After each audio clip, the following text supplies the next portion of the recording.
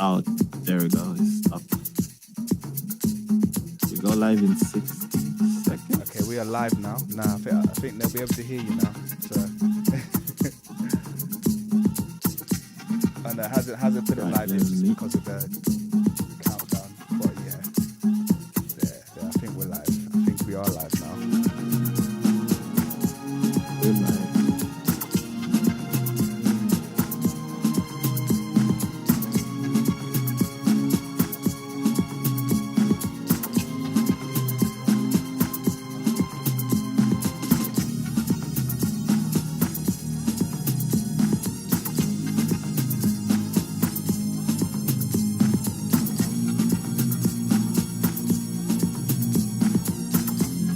Oh yeah, Quelly, drop a comment. Let them know that you're all here. Oh, let me drop a comment. Yeah.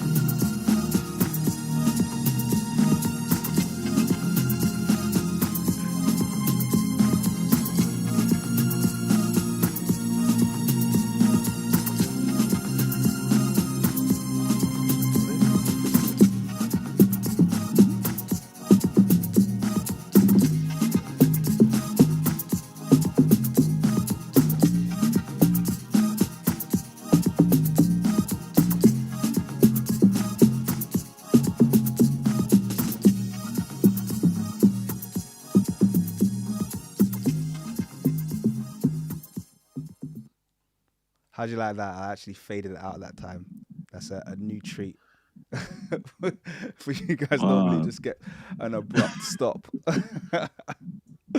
What's going on, everyone? How's everyone doing? We are live and in the building. And guess what? Guess what? I'm not alone. I'm not alone at all because I got this guy with me. I think you need to talk to the family, Quelly. Say hello to everyone. Hello, folks. Hello, everyone. There we go. Live at the King's Monologue. Thank you, King, for having me, bro. No, it's absolute pleasure, man. The funny thing is, when I started my channel's relatively young. When I started my channel, really in earnest last year, around between February and March, is when I started dropping my first long videos. People instantly were onto me like, oh, you need to hook up with this guy, Kuellimika. You need to definitely link up with him. You and him need to link up. It'll be a good link up. So it's funny because we became friends almost instantly, man. It was very easy. Like I think, did I reach out to, I think I reached out to you, didn't I? I can't remember which way it was, or if you reached out to me. Yeah, I reached out to you. Because people, they're like around March, around February, I disappeared. When I come back in March, and people are like, "Yo, you need to check out this guy, the King's Monologue, man. You guys need to link up." I was like, "Okay, who's the King's Monologue?" Then I saw your videos, and I was like, "Wow, okay, this is amazing." Then I commented on your channel. Then you were like, "We need to link up." And that's it, man. Because And then we linked up. that's how we do it, isn't it? Like, let's be like, come on, man. For me, to be honest with you, if I resonate with someone straight away, I just want to make the connection. There's no point in longing it. And I think some people have that crabs in a barrel syndrome as well. And I'm glad that as brothers, we can kind of show people we can get on.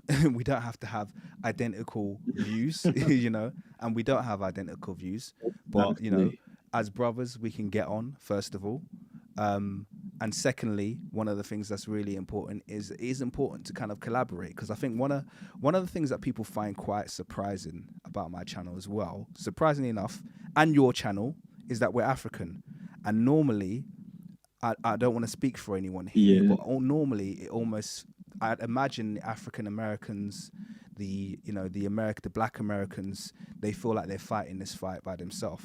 They feel like Africans don't really link them on that level. Yeah, we're kind of like, let's be honest with you, as Africans, sometimes you meet a lot of Africans, and there's a lot out there that aren't like that. There's a lot that's like me, but you do meet a lot of Africans that very much align to the Western perspective and just think, West is best when it comes to everything. But it's definitely not universal.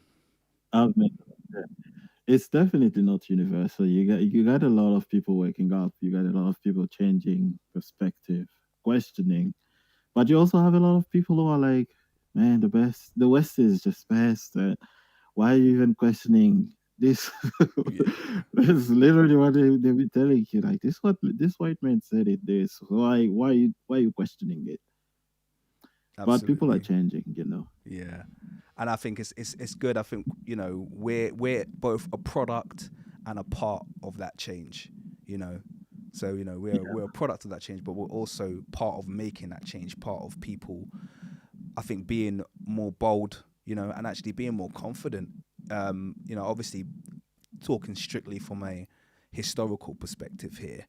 There's there's been Mm. decades of work done to still obfuscate and just really subjugate black people across the world, steal our history, completely separate Yeah. us from it. It's been very effective.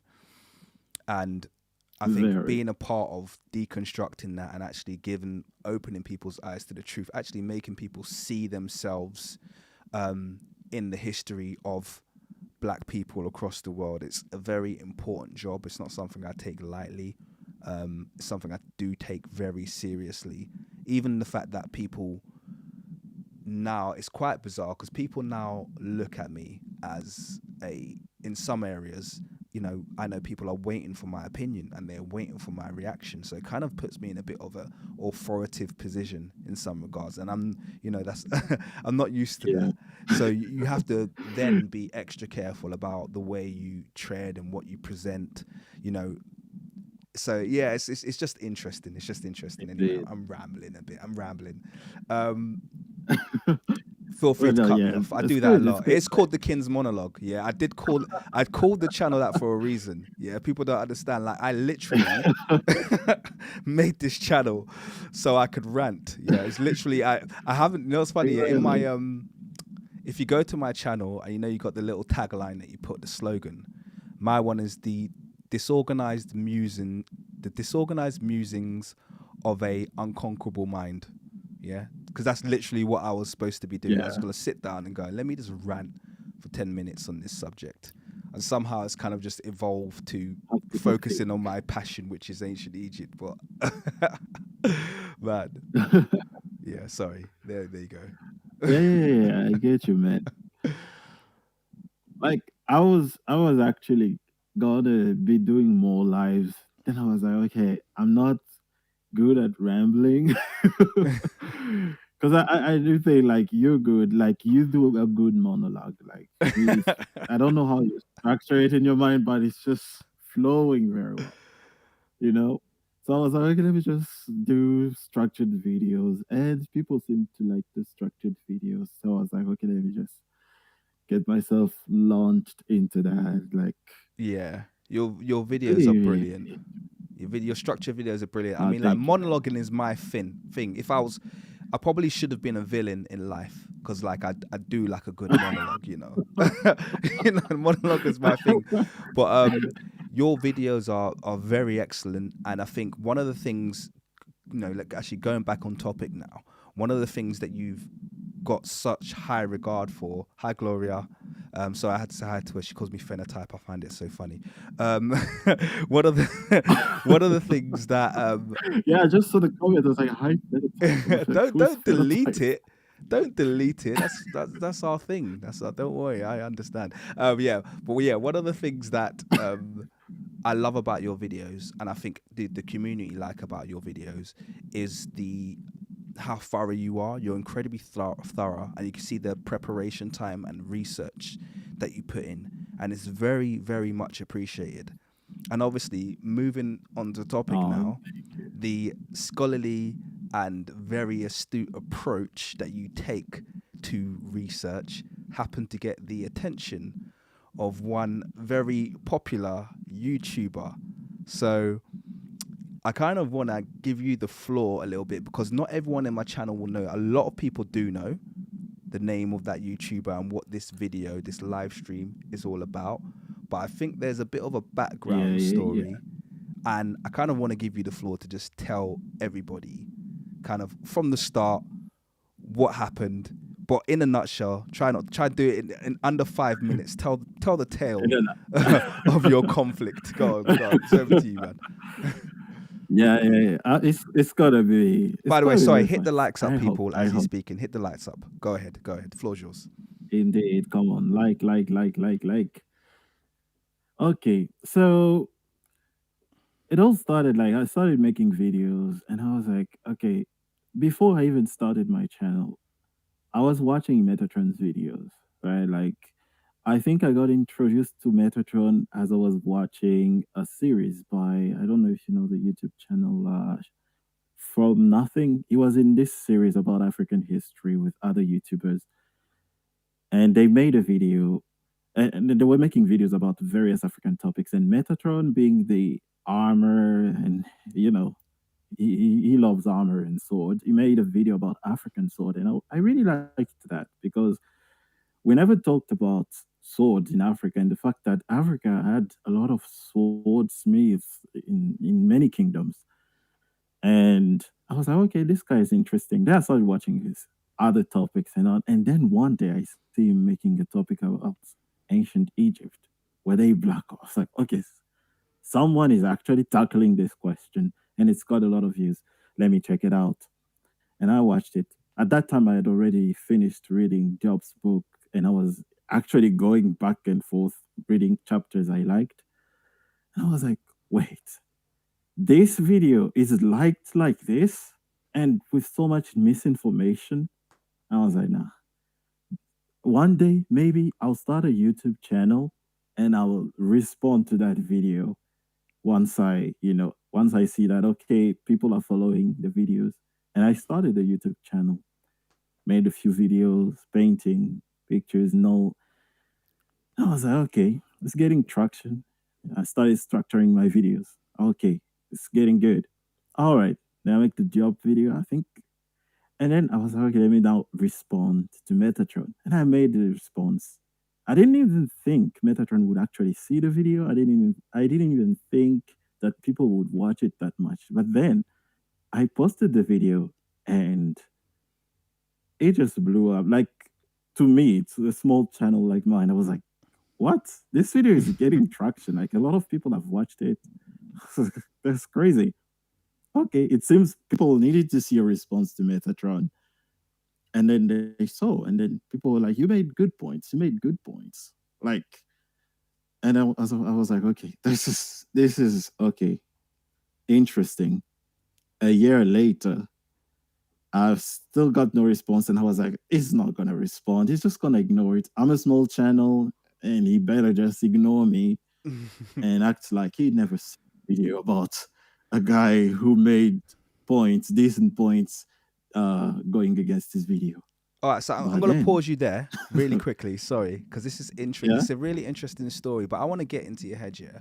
Why do you think? Because yeah, I think a couple of people cooked Metatron. I obviously just did a really short on him, but I think a couple of people did cook him. But yeah. what do you think it was about your response that rubbed him up the wrong way or made him feel like he needed to respond? What do you think it was, man?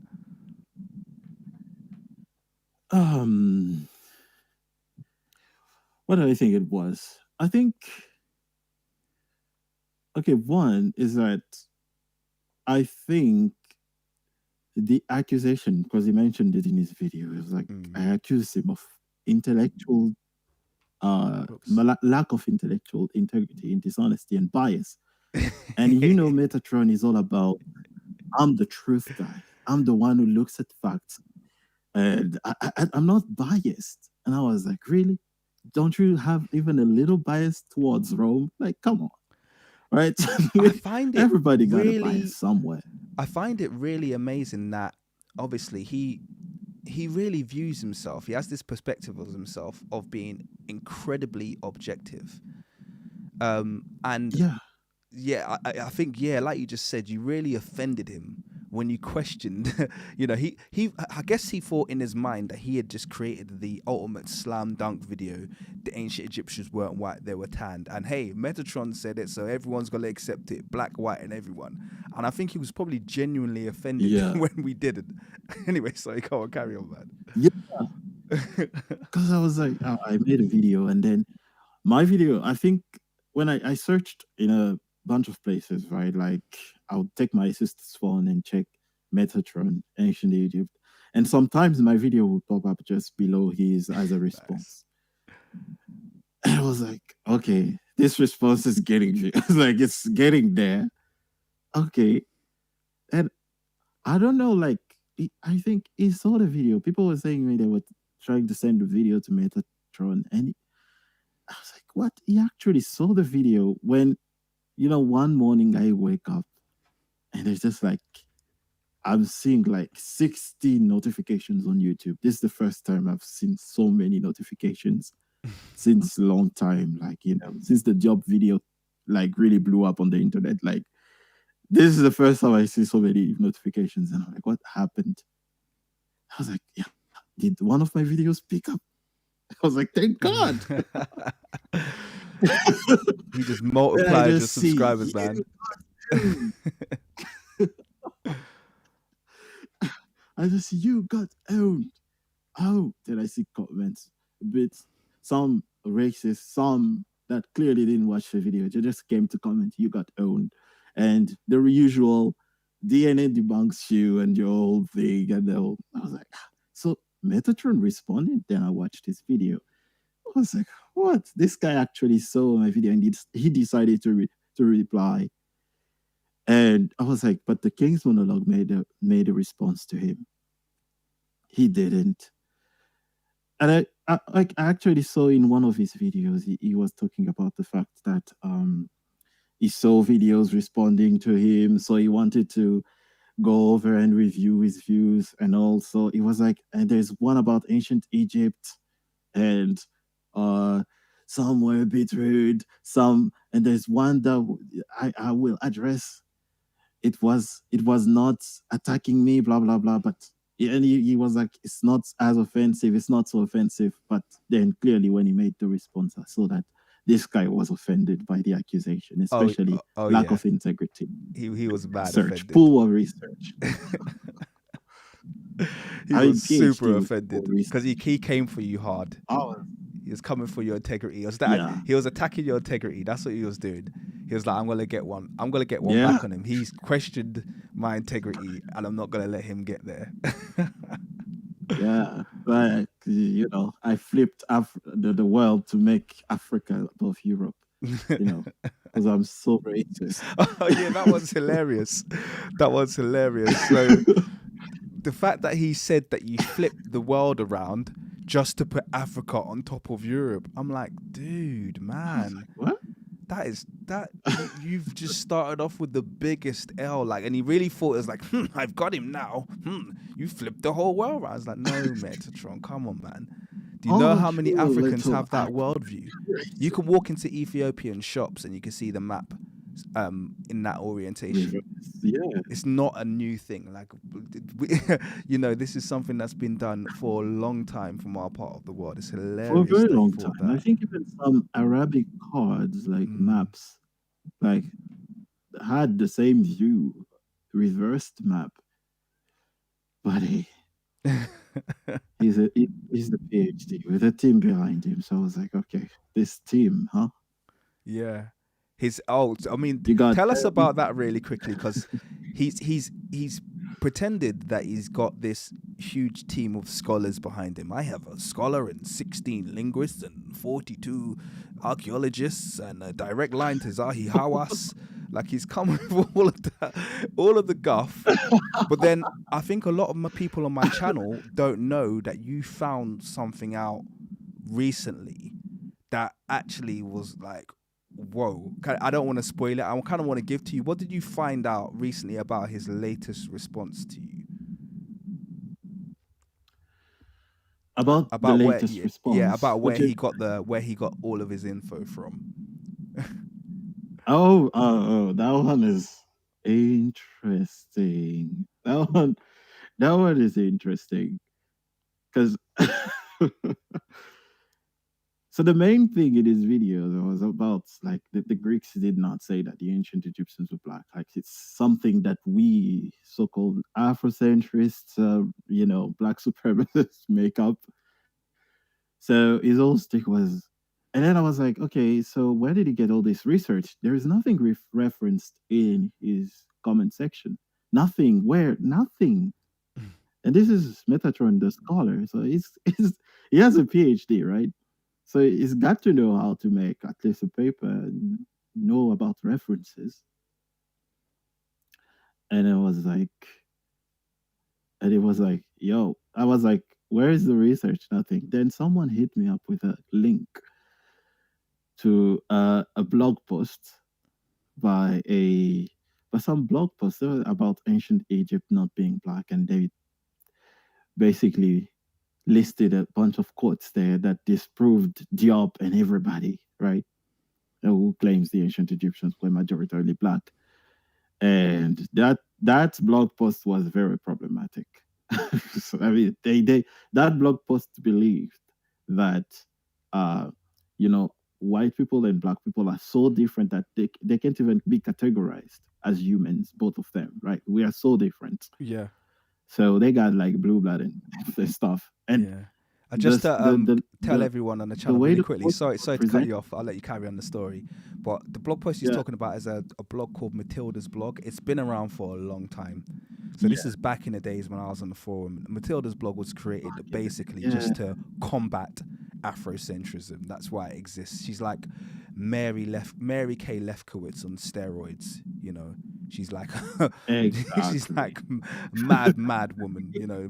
I don't know why all of these mad Egyptologists all tend to be women as well. It's really crazy. You got Matilda, Mary Kay Lefkowitz. You got Yeah. that Egypt that I debunked yesterday. They all tend to be women. It's really weird. Or maybe it's men pretending to be women. It God is knows. really weird. I've forgotten. Yeah, God knows. God knows. That Matilda woman was talking about how she has a son in school and all. And she presented a list of quotes. The same sequence on her blog post is the same sequence you find in Metatron's post. As you will see. hmm It's it's crazy. It's So crazy. he You just basically gotta he see in the live. word for word copied his Word arguments for word. for you from Matilda's blog. So his research, where he allegedly formed a team of skilled scholars and astronauts and metaphysicists to come together and to destroy you with with a doctorate level response, was going online to Reddit, finding Matilda's blog, and then it's basically Someone said, rehashing all of her someone said, arguments word for word. That's hilarious. Sorry, sorry. someone said, is Matilda Metatron's mom? People, God only stop it. knows, man. Stop it. All right. Okay. So let me jump in quickly because it's an interesting story. But Yeah. I did want to do a little bit of work today, kind of like a little bit of live debunking. So the first thing I want to do is I did want to give people a bit of a digest because some of this might be going over some people's heads. So I'm going to give everybody a little bit of background of this story. So basically, the story begins with, not with Kuellimika actually, with Metatron. The story begins with Metatron, and most of you would have seen this video that he posted. It's one of his most popular, and it's called "Were the Ancient Egyptians Black?" Here it is. So I think it's it's got nearly a a million million views. now, right? It's a very Yeah. popular video. Can you hear me okay, Quelly? Yeah, I Yeah, can hear okay, you. sorry, just making sure. Yeah, so this is one of his most popular videos, Were the Ancient Egyptians Black? And you'll hear people making comments, normally rehashing what they've heard in this video. So that's when they'll come and say, "Oh no, the ancient Egyptians just had a tan, and no, they've had DNA results done." And he, quoted that false Schunemann study that has been debunked on every single level possible.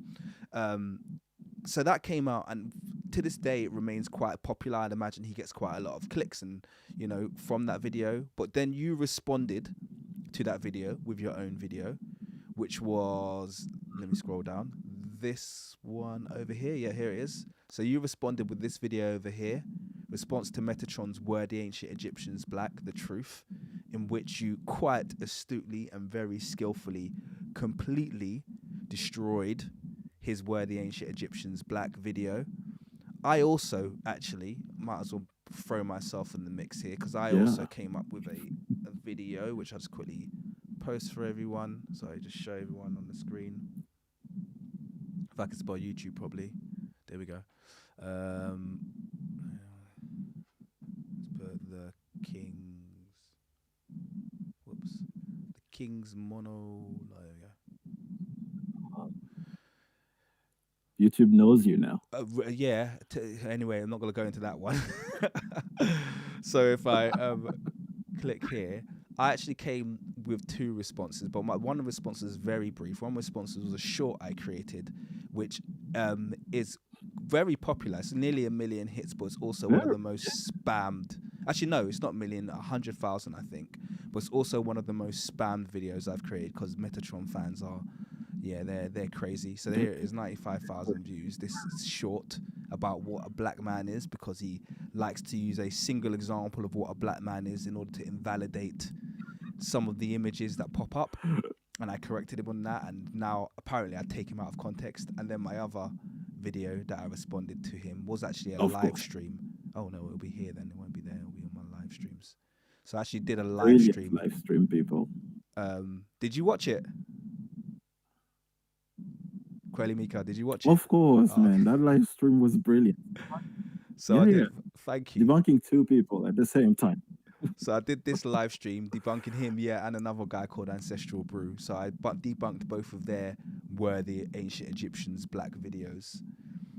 And then that brings us to Metatron's response time, where he said, okay, I'm getting basically lambasted from all angles here, and probably felt like he was losing a bit of credibility.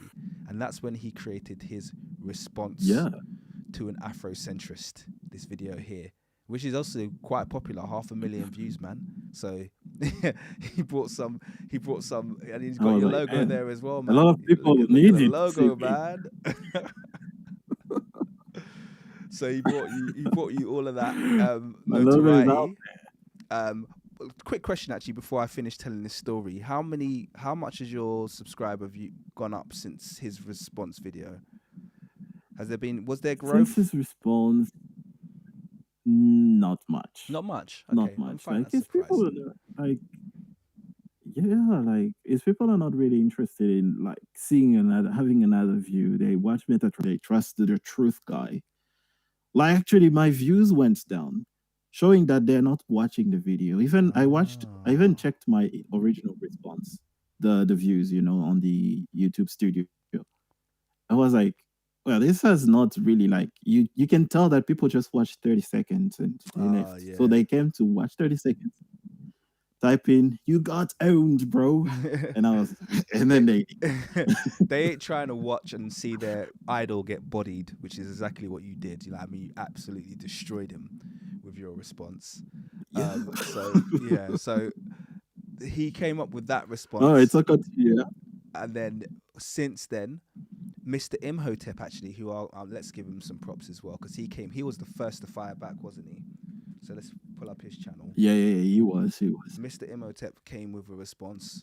I've been promising a response on my channel for a long time, but because I was speaking with you, I did promise you that I wanted to give you I wanted you to do it first, basically. I kind of wanted you. You had, I knew that you were going to kick his ass and you had a lot. And I was like, no, what? I want Kuellimika to respond first, and I'll prefer to respond to his respond. But anyway, let's see Mr. Imhotep. So he came up with a really good response. But he's a lot more active and productive than you and I in terms of output. I could take a lesson from Mr. Imhotep, man. He puts out videos very often, so I don't know how far down I'm gonna have to scroll. He is on it. He's proper on it. Here we go. So he lies to you. If you haven't seen this, by the way, family, if you haven't seen Mr. Imhotep's response to Metatron's response to Kuellimika, response to Metatron. This just to run that back quickly again. This is Mr. Imhotep's response to Metatron's response to Kuellimika's response to Metatron. Okay, so this is it here. If you haven't watched it, watch it. It is very, very good. He goes deep and he gives him a good little hiding, if I'm going to be totally honest with you. So there was that, and then finally the pièce de résistance was your latest. Was it your latest video? Yeah, it is your latest video, which was a response to Metatron's, Yeah, it is. It is. response to your response to. I've lost myself, but yeah, there it is. So this is Inception. it. Inception. Yeah. Yeah. So this is Really, watching yourself being responded to. Shall I give you? I'm gonna make you laugh really quickly. I'll show you the thumbnail that I created because I initially, like I said, I initially was going to respond, but we've decided to do it as a live stream. I'm gonna show you Yeah. quickly the thumbnail that I created. 1 second. Let me pull this up. Where is it gone? Okay. Here it is. I'm just gonna put it on the screen. Where's it gone? Is it there? Yeah, here it is. So this is my. This was the thumbnail that I created.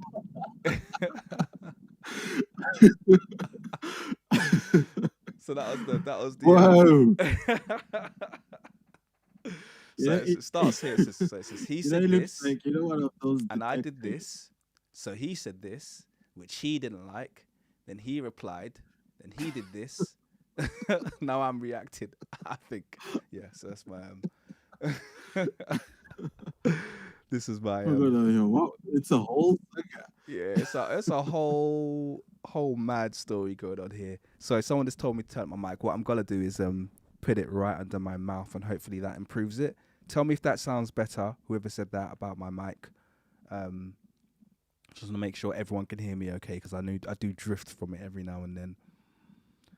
So yeah, that's the thumbnail I created there. All right, so I'm thinking now we've covered a bit of a synopsis, given everybody a bit of background on the whole thing and how it all started, thumbnails and all. So what I'd like to do, or at least what we said we'd like to do for this stream, is actually just review Metatron's latest video because Kuellimika has got excellent information in his video, some of which I hope he's going to repeat in this kind of live debunking. I've got some responses, and actually he's got other stuff that he didn't include. So I'm thinking we just watch through and I'm trying to think of the best way of you. Maybe just shout when you want me to pause it, Kuellimika. Just say pause or something like that, yeah? Or I'll pause it at a certain point and maybe ask you a question. But we'll play it and we'll kind of go through, pause it, respond, and just kind of react to it live in front of everyone so they can kind of... And also, actually, people on the comments, if you want something tackled in terms of something that Metatron has said, like a point he's raised, I think now's a good time to do that. I'll try and keep an eye on the comments as much as possible when I'm doing this, particularly when Kuellimika is speaking. I will keep an eye on the actual comments as well.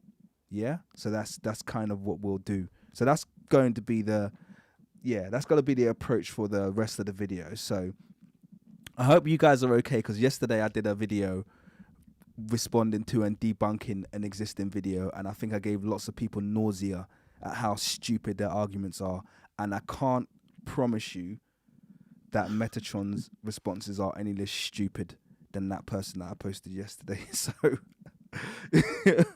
sorry guys, it kind of comes with the territory. So there you go. How does that sound, first of all, Kuellimika? Does that sound like a plan we can run with? Yeah, sure. I can just tell you, pause right there, man.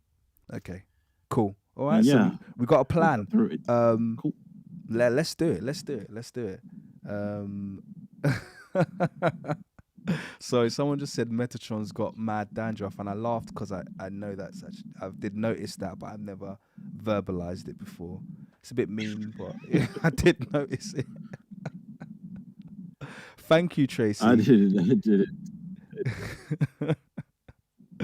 Thank you, Tracy, regarding yesterday, saying it's a good job. It was hard work, I'm not gonna lie. It was really hard work. Well, I'm gonna load up Metatron's video now, and I guess we'll get started. All right. And by the way, I think if this goes well, just to kind of like inform everyone, if this live stream goes well and this kind of works, we already planning to maybe do a part 2 and a part 3 and a part 4, probably hosted on Kuellimika's channel, or at least the next one will be hosted on Kuellimika's channel, where we maybe tackle some of the other videos. So the one we're going to be tackling today is actually his response. So Metatron's last video is the one we're tackling today, but we might tackle other videos moving up. But yeah, look, we need to get positive feedback from you guys. So things like likes, yeah, we got more viewers than likes at the moment. I didn't even know that was possible. You know, you gotta let us know if you like the format, guys. You know, you have to let us know. You know. Kuellimika, can you see the Someone chat? asking People are Kuellimika asking. to get chat. Yeah. Yeah. I can see the chat. I can see the chat. You can see the chat. Hi guys. I'm seeing hi Kuellimika. Hello, noble ones. Welcome back to my Can channel. you show your face? Maybe one day. I've been trying to convince him to show his face. Don't worry, guys. I'm working on it. I said to him, maybe the next one we do will both be on webcam, but you know, I can't force him. Oh man, I do like. Someone just said, Corey just said, hit up Trill Black. I'm subscribed to Trill Black. I really like his channel. I mean, there's a few people who are coming out. Yeah, I know. I've got some good channels coming out. One of the guys here as well, Kapruki. I think his channel name is Kapruki as well. He did the video about the ancient Egyptian hair. Okay. Just after I I did my live stream, before I did my documentary on the crowns, he did one in between about ancient Egyptian hair. Was really, really good. So got some good channels out there, man. Good channels out there. So please do check it out. Okay. On that note, I'm gonna hit play. And like I said, shout. I can hear you, Quayle. So if you ever want to shout and interrupt, just do that. Otherwise, I'll let it play and I'll just pause it at certain points. Okay. Cool. All right. So let's. Look our opening screen. Thanks to the following academics. So part of me now thinks that he just Googled these names. Sorry, like that's where I'm at right now. I tried to Google them. I think he just Googled these names, or maybe got them from ChatGPT or something. Because for the love of God, like I don't. You exposed that he got his whole argument from Matilda's blog, so maybe it's just his uncle he met for tea. I don't know. Let's see. Hello, noble ones. Welcome back to my channel. This is the Metatron speaking, and for today's yeah. Sorry, go on. I didn't want to go over you. Yeah, I was just saying that was the only new thing that was in his blog, in his video, like the quotes. But the rest was the usual stuff. Yeah, definitely. Yeah. Let's go. Let's go. intro, I only have a sentence for you. Brace for impact.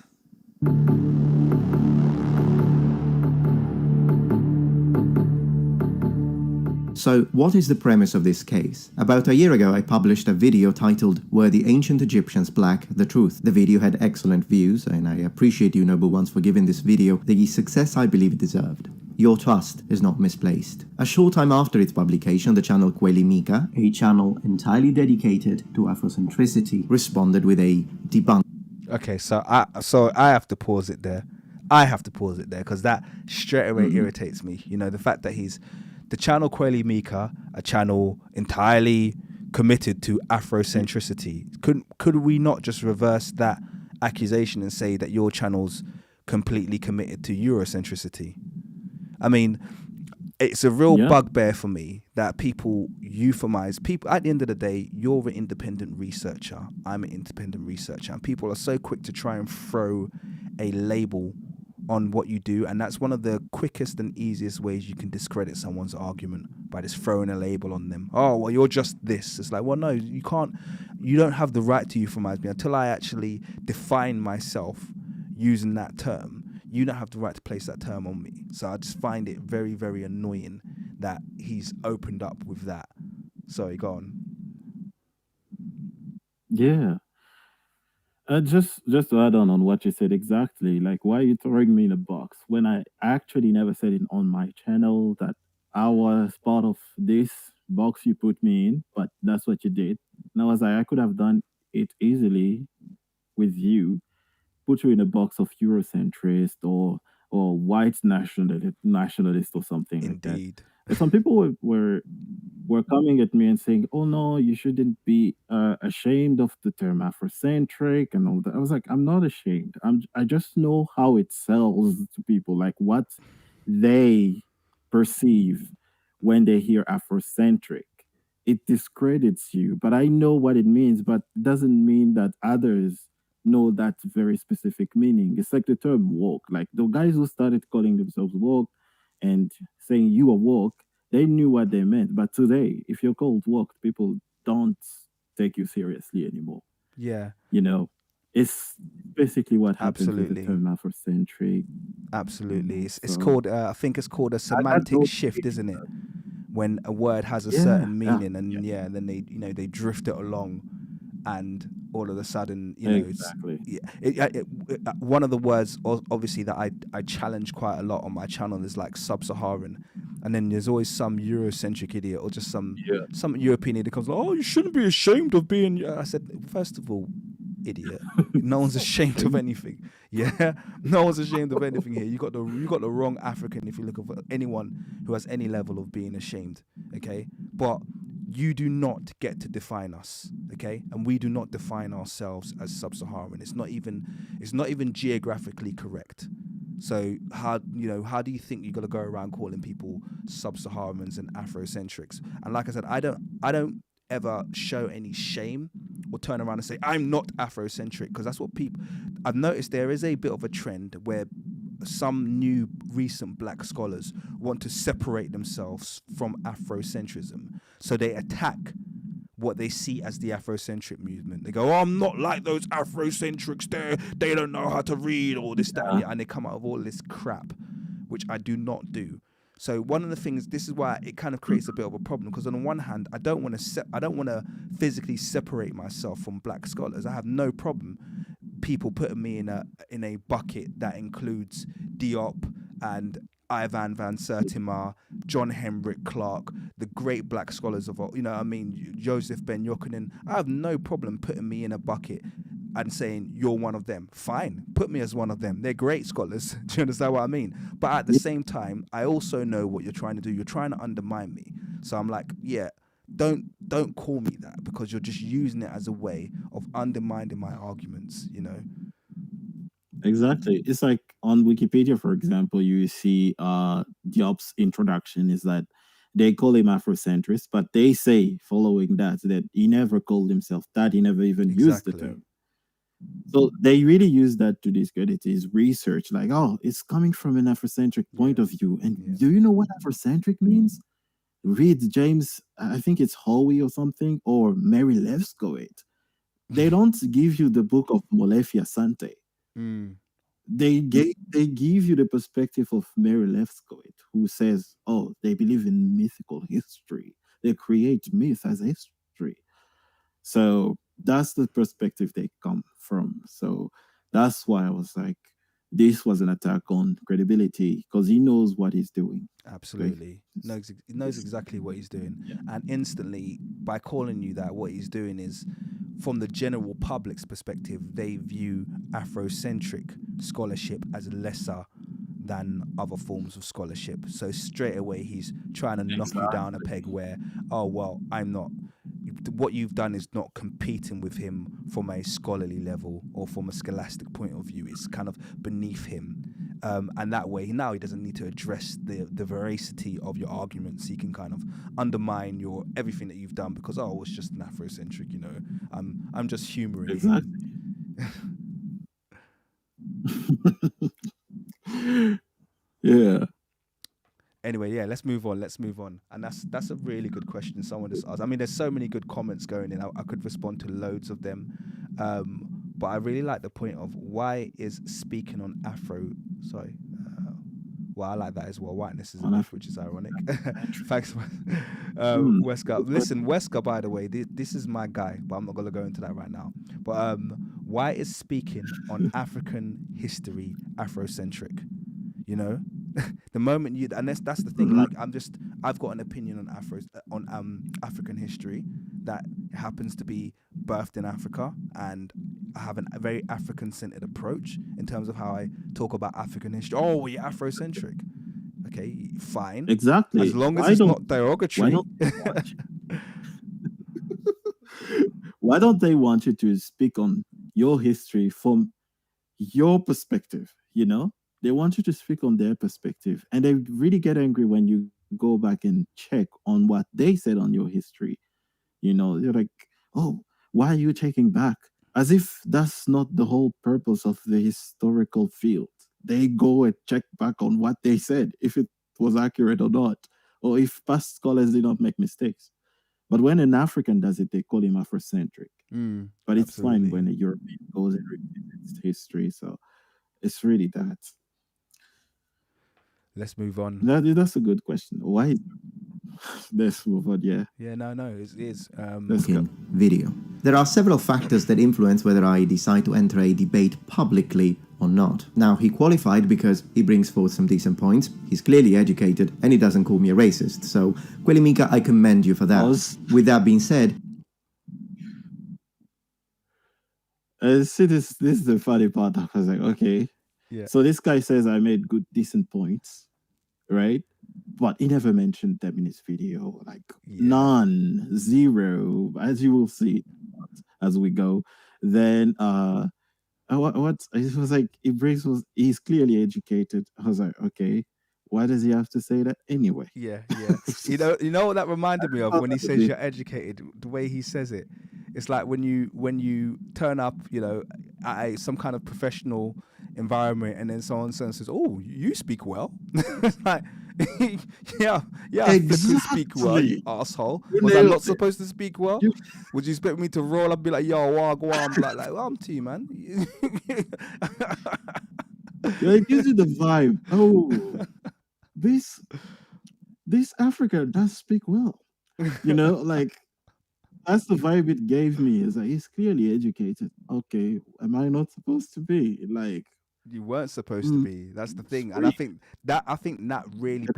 One of the things that I think people find, I find in the professional environment or academic environment, one of the things that people find very shocking, and actually they're very scared of.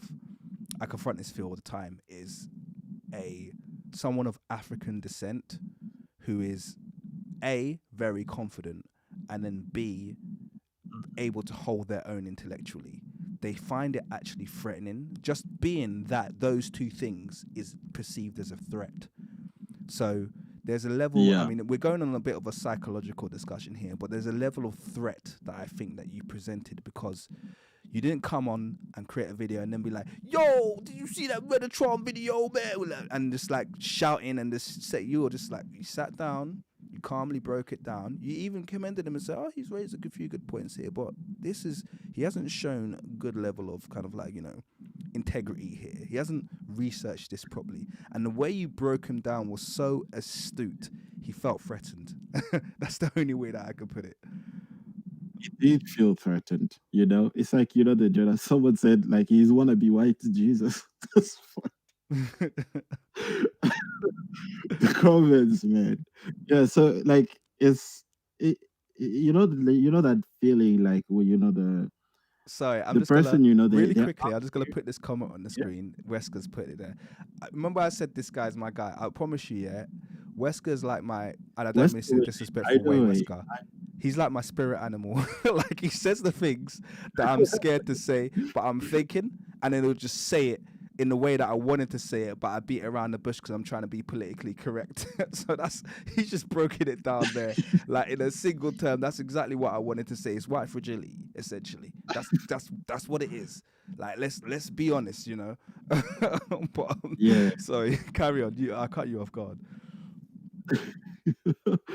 It did. But I know Wesker Willie. I've seen him in my comments. Like He's the guy. really supportive. Thank you.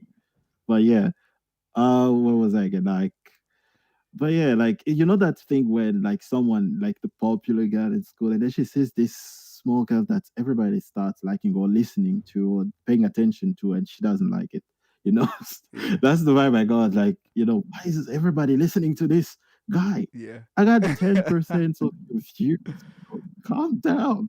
Like it was so I was like, oh, you made a response to this video that has 10% of your views. Okay, interesting. Interesting.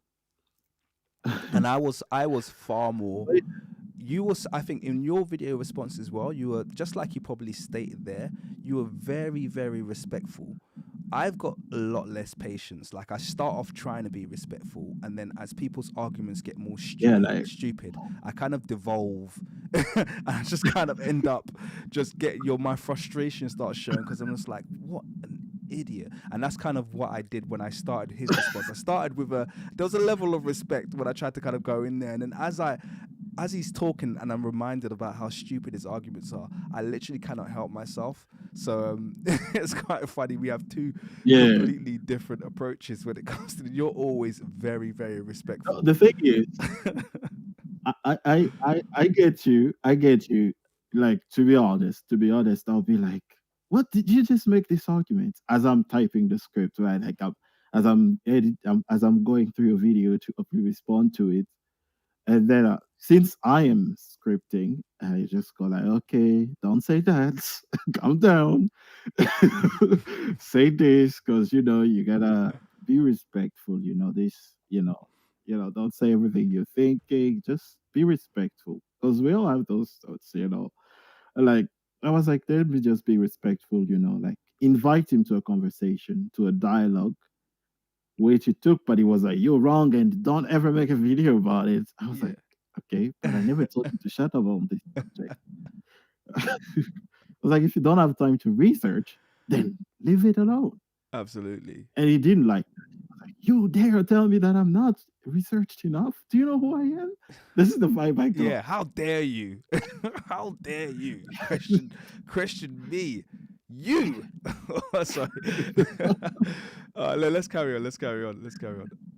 He Let's does carry on. accuse me Yeah. of this. We're going to expose the lack of rigor and intellectual integrity in the research of the Metatron's video on ancient Egypt. So stop misleading people and do more research, please. I doubt that he did proper research for his video. Joke's on you, man. Joke's on you, Yeah. Metatron. Which I don't take lightly.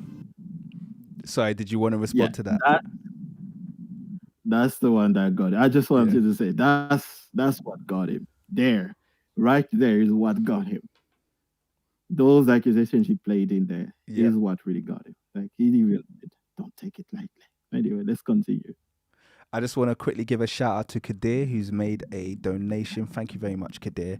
He said they made viewing history through an African lens morally reprehensible, and they called it Afrocentrism.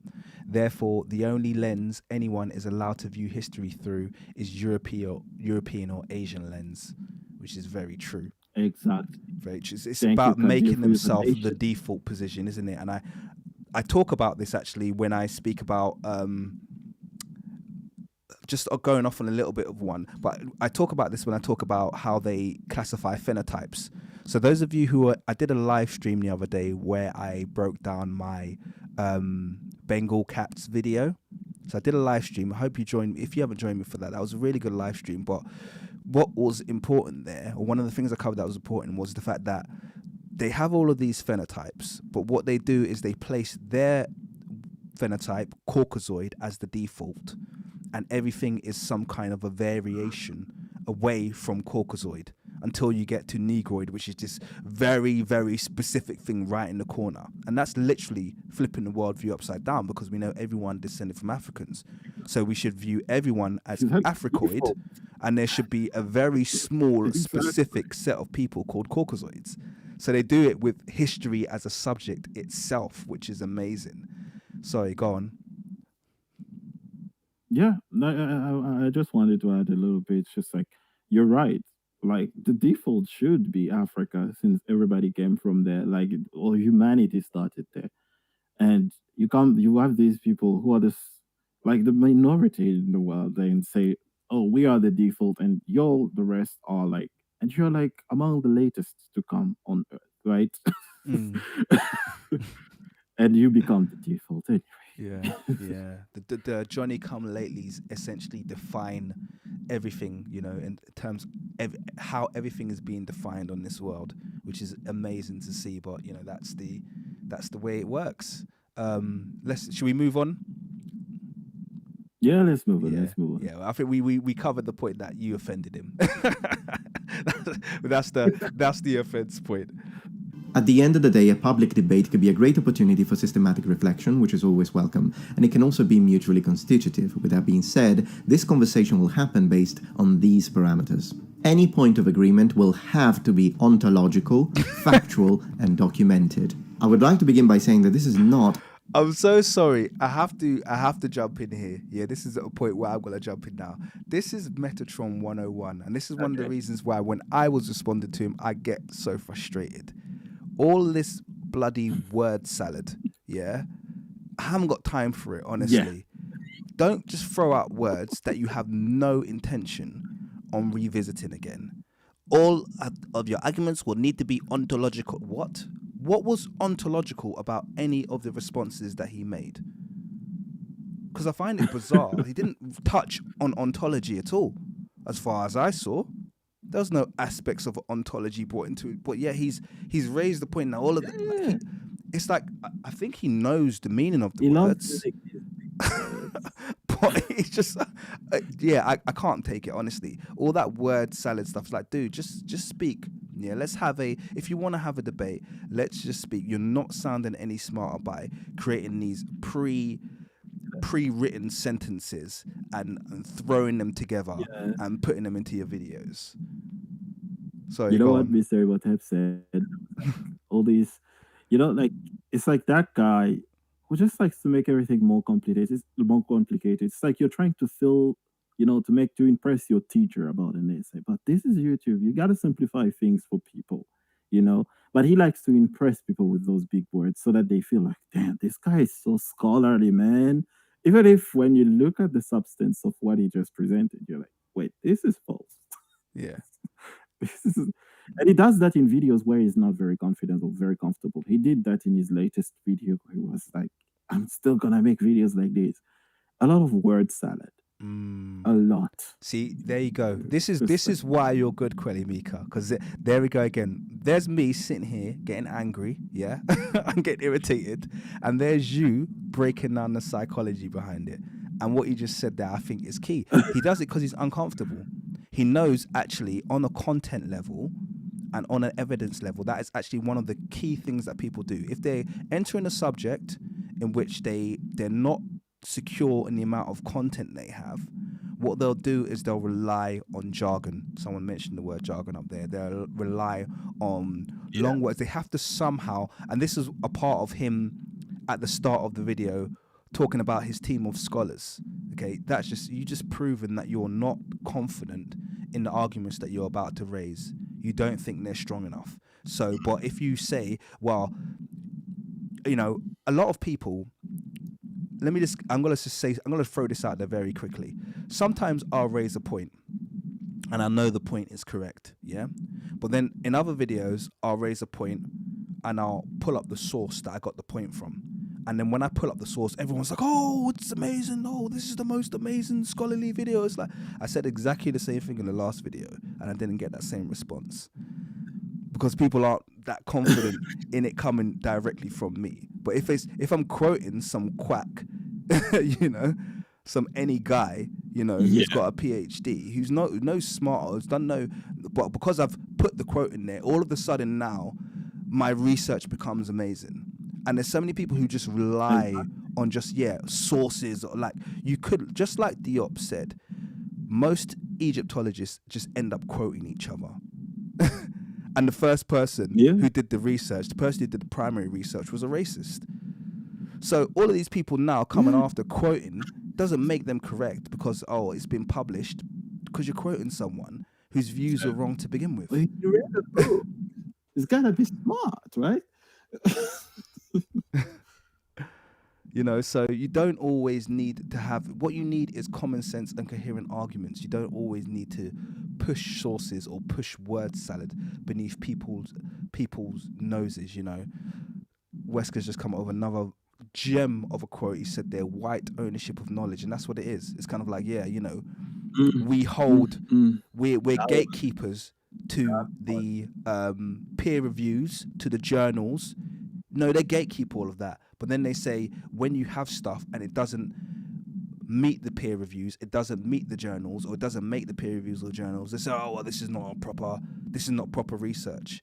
It's another way of gatekeeping knowledge, just like they used to gatekeep Yeah, our inventions using patents. But that's a whole nother discussion. exactly. That's I how want they to add stole up black to that. inventions, by creating the patent system. They gatekeep. Yeah, Amazing. Sorry, go on.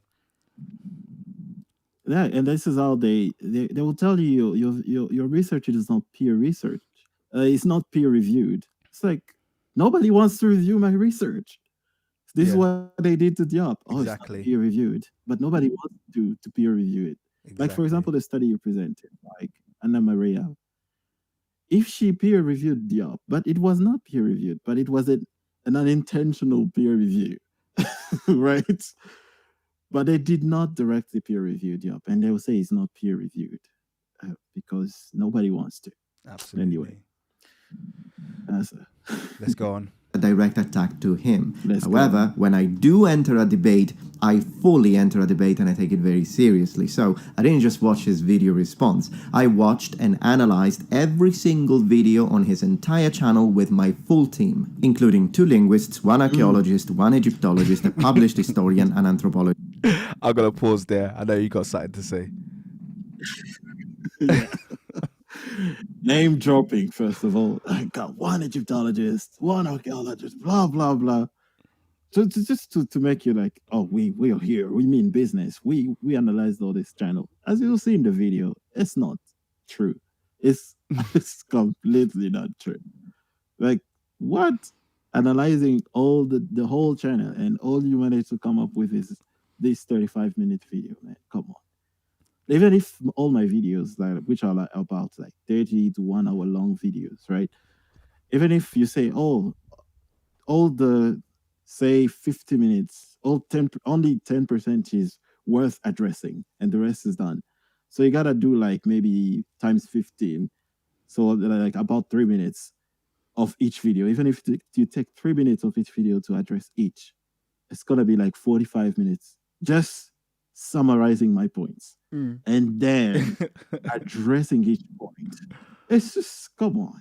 I think we all know what he meant when he said I've reviewed your channel. And that's basically, he went to your Kuellimika homepage on YouTube and he looked at your video lengths. That's what his review of, that's what his review was. You know, it's just, he's absolutely ridiculous, you know. It is. I just want to give a shout out quickly to LA Chuck, who's made a donation. Much appreciated. Really appreciate it. He said, I don't know what ontological means, but I know what black looks like. Shout outs to Kings. So look, shout outs to Kings Monologue, Kuellimika, Mr. Imhotep, and Home Team. All very good channels. Thank you very much. Going back to this subject, ontology is just basically the study of the supernatural, the spiritual, metaphysical. I mean, it's so far from anything he raised in this, which is why I was so confused why he said it. There was literally not a single discussion of ontology or ontological notions in anything that he raised. I don't even know why he used that word. I don't know if he used the wrong word or something. It was bizarre. I don't know.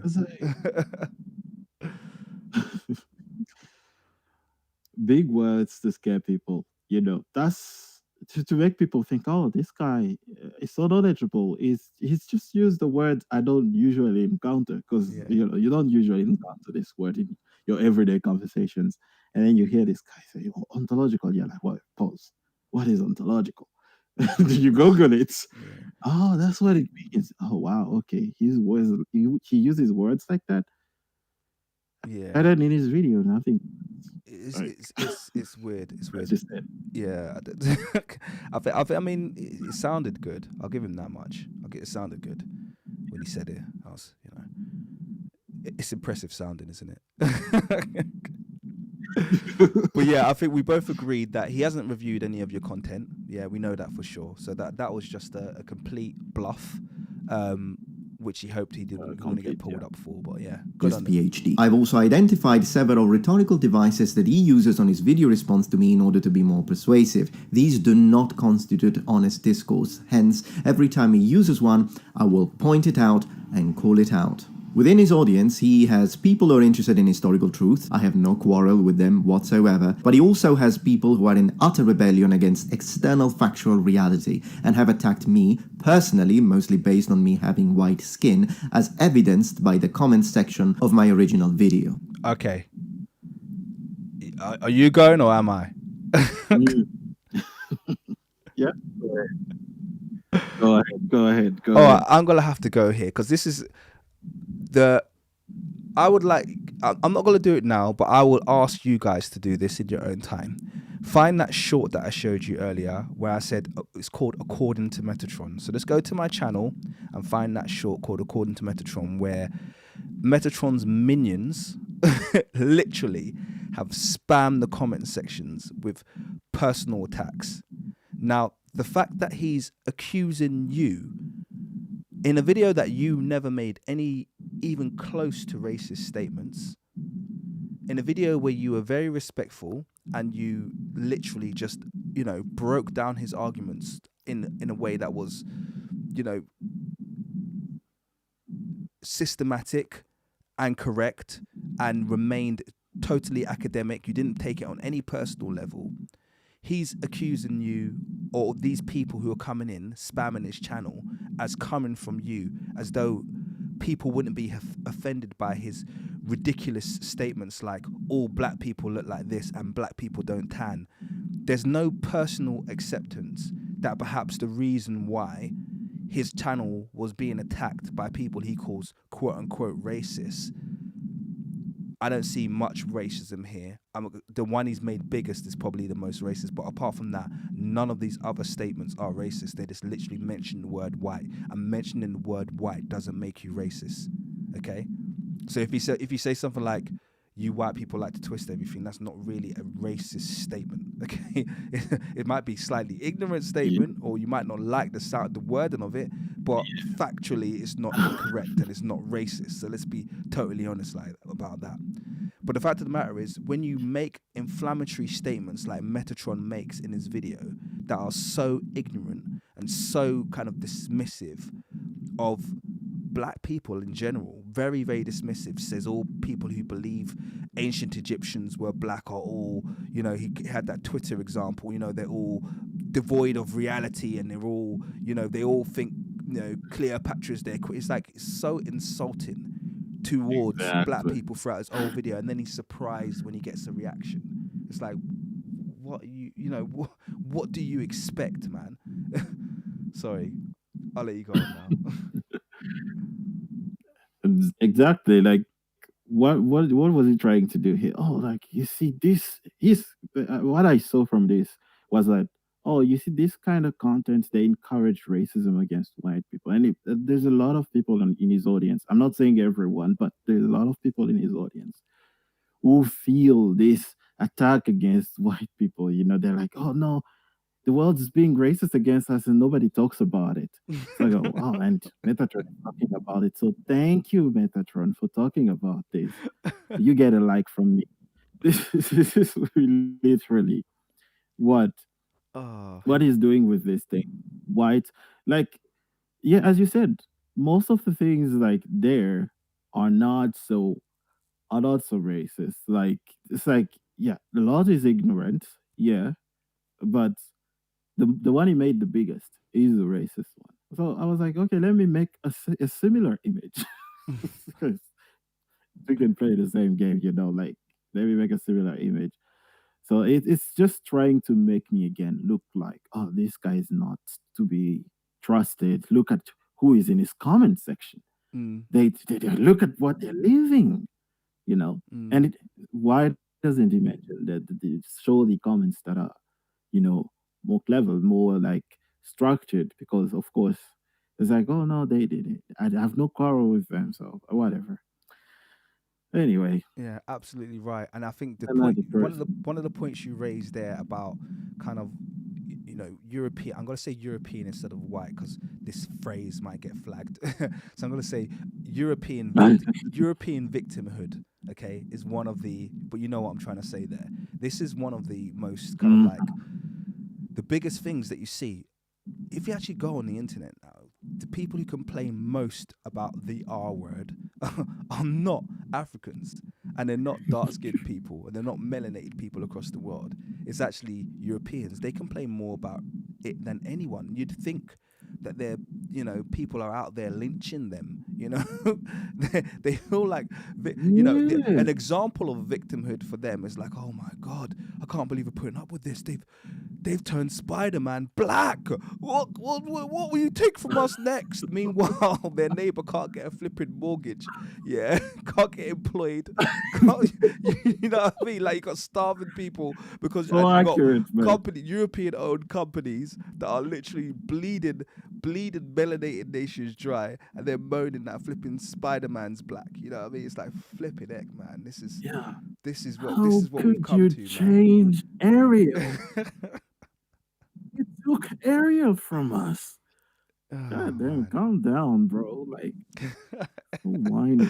The Little Mermaid, man. This is why. Sorry, I'm going too far now. This is. I'm sorry. Oh man, you should have seen the fit that people had in the UK when the Cheddar Man stuff came out. So Cheddar Man, when they dug up his bones and they reconstructed him, and he was. And by the way, to be very clear, the Cheddar Man reconstruction they made was actually not black enough according to the geneticist.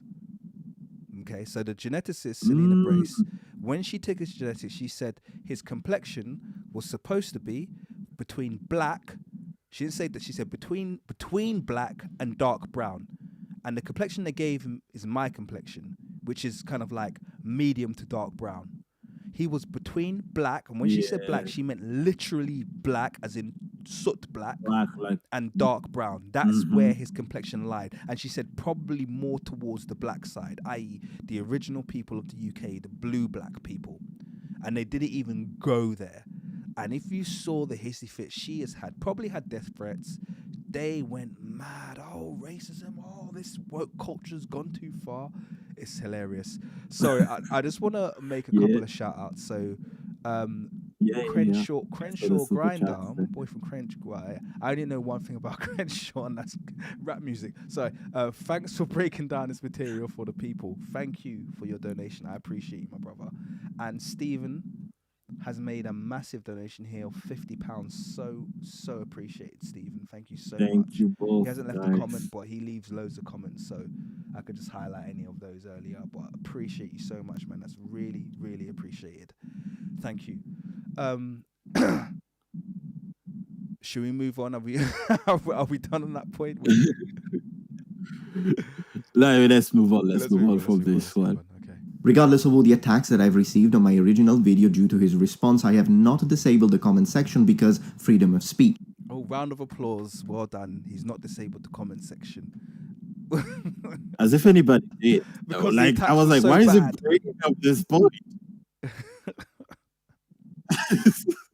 I was like, this is just wasting our time. Like, why are you bringing up this? Who disabled their comment section? Oh, goodness. I didn't. The King's Monologue didn't. Like, what are you talking about? I didn't disable my comment section. So, should we clap for you? I just did. I gave him a very ironic round of applause for that. That was very, very magnanimous of you not to disable your comment section for the people. Thanks, Metatron. Much appreciated. Such a paragon. Oh, dear. But these are clear attempts at manipulation meant to shut down valid criticism or opposing views. This is clearly out of his control, so I encourage my subscribers to not retaliate to that. Did his subscribers listen and not retaliate? That's a question to you, Kuellimika. What's that? I want to know, what question is that? He said he encouraged his subscribers not to retaliate. So my question to you is, did his subscribers listen or did they retaliate as soon as he made his video? That's a question to you. Oh man, they didn't listen to him. they did not. They were like, man, let's go teach him a lesson. This guy who dared attack the truth, the angel of truth, Metatron. Have you seen his picture that he posted? The Metatron is back. When I think he had problems with YouTube. Like I see a lot of Metatron stuff because I was doing research on it, like to make the video. I was like, they posted this armor with wings. I will fight for the truth. I was like, wow, man. And I wanted to talk about what he just said here was like trying to censor us, but we shall not be censored. He does this in every video where like it's like a little whistleblower to those people who feel censored now. Oh, we can't say we can't say stuff we used to say before, like because now it's deemed offensive and they're not happy, like stuff like it's like back then they used to complain, oh, we can't say Negro anymore, they get offended. Oh, sorry, I don't know if that will get flagged. It's okay. It's Like if we can't say the people, why these people are getting so weak and all that. I was like, oh, whoa, calm down, guys. Oh man, the word, like you feel like the victimhood is crazy, isn't it? It's crazy right now. I'm telling you, man. Especially like, I'm not. This is a subject I'm actually not gonna go into because I will give such a rant, honestly, if I start on this whole victimhood subject. So I'm gonna steer clear. Let me it's just gonna say get one more thing. Go on. It's like this guy complaining. This guy is complaining about censorship while his video on ancient Egypt has got like almost 1 million views. Yeah. Like, come on. your videos get hundreds of thousands of views, and you're the one complaining about censorship. Wow. I can't imagine if it was getting our views, my views, like, be like, what? Indeed. Man, these people, calm down. Like, wow. I'm just looking through his thumbnails, looking at the point, just to emphasize the point that you were making. Was there one in particular where he said he's back? Where is that? I'm looking for it. Where he was wearing the the armor with. It was a community post. Oh, like community post. Let's have a look. Free Sorry, now. I can say I'm not truth. subscribed to Metatron, so I don't know. I am not, but YouTube, they love showing you stuff about people you've just watched. And since Metatron is successful, so they show you his stuff more. I mean, he's good at the old Photoshop. I'll give him that. It was like he's got some Photoshop skills. I'll give him that. Yeah. Okay. I saw that post. That's enough. Like, that's enough. Calm that's down, enough bro. Like, let's get it. Truth. Dial it down a little bit. All right, let's go. Let's keep going. Let's carry on. Skin tone does not matter. Let's attack arguments only. And boy, am I in full assault mode today.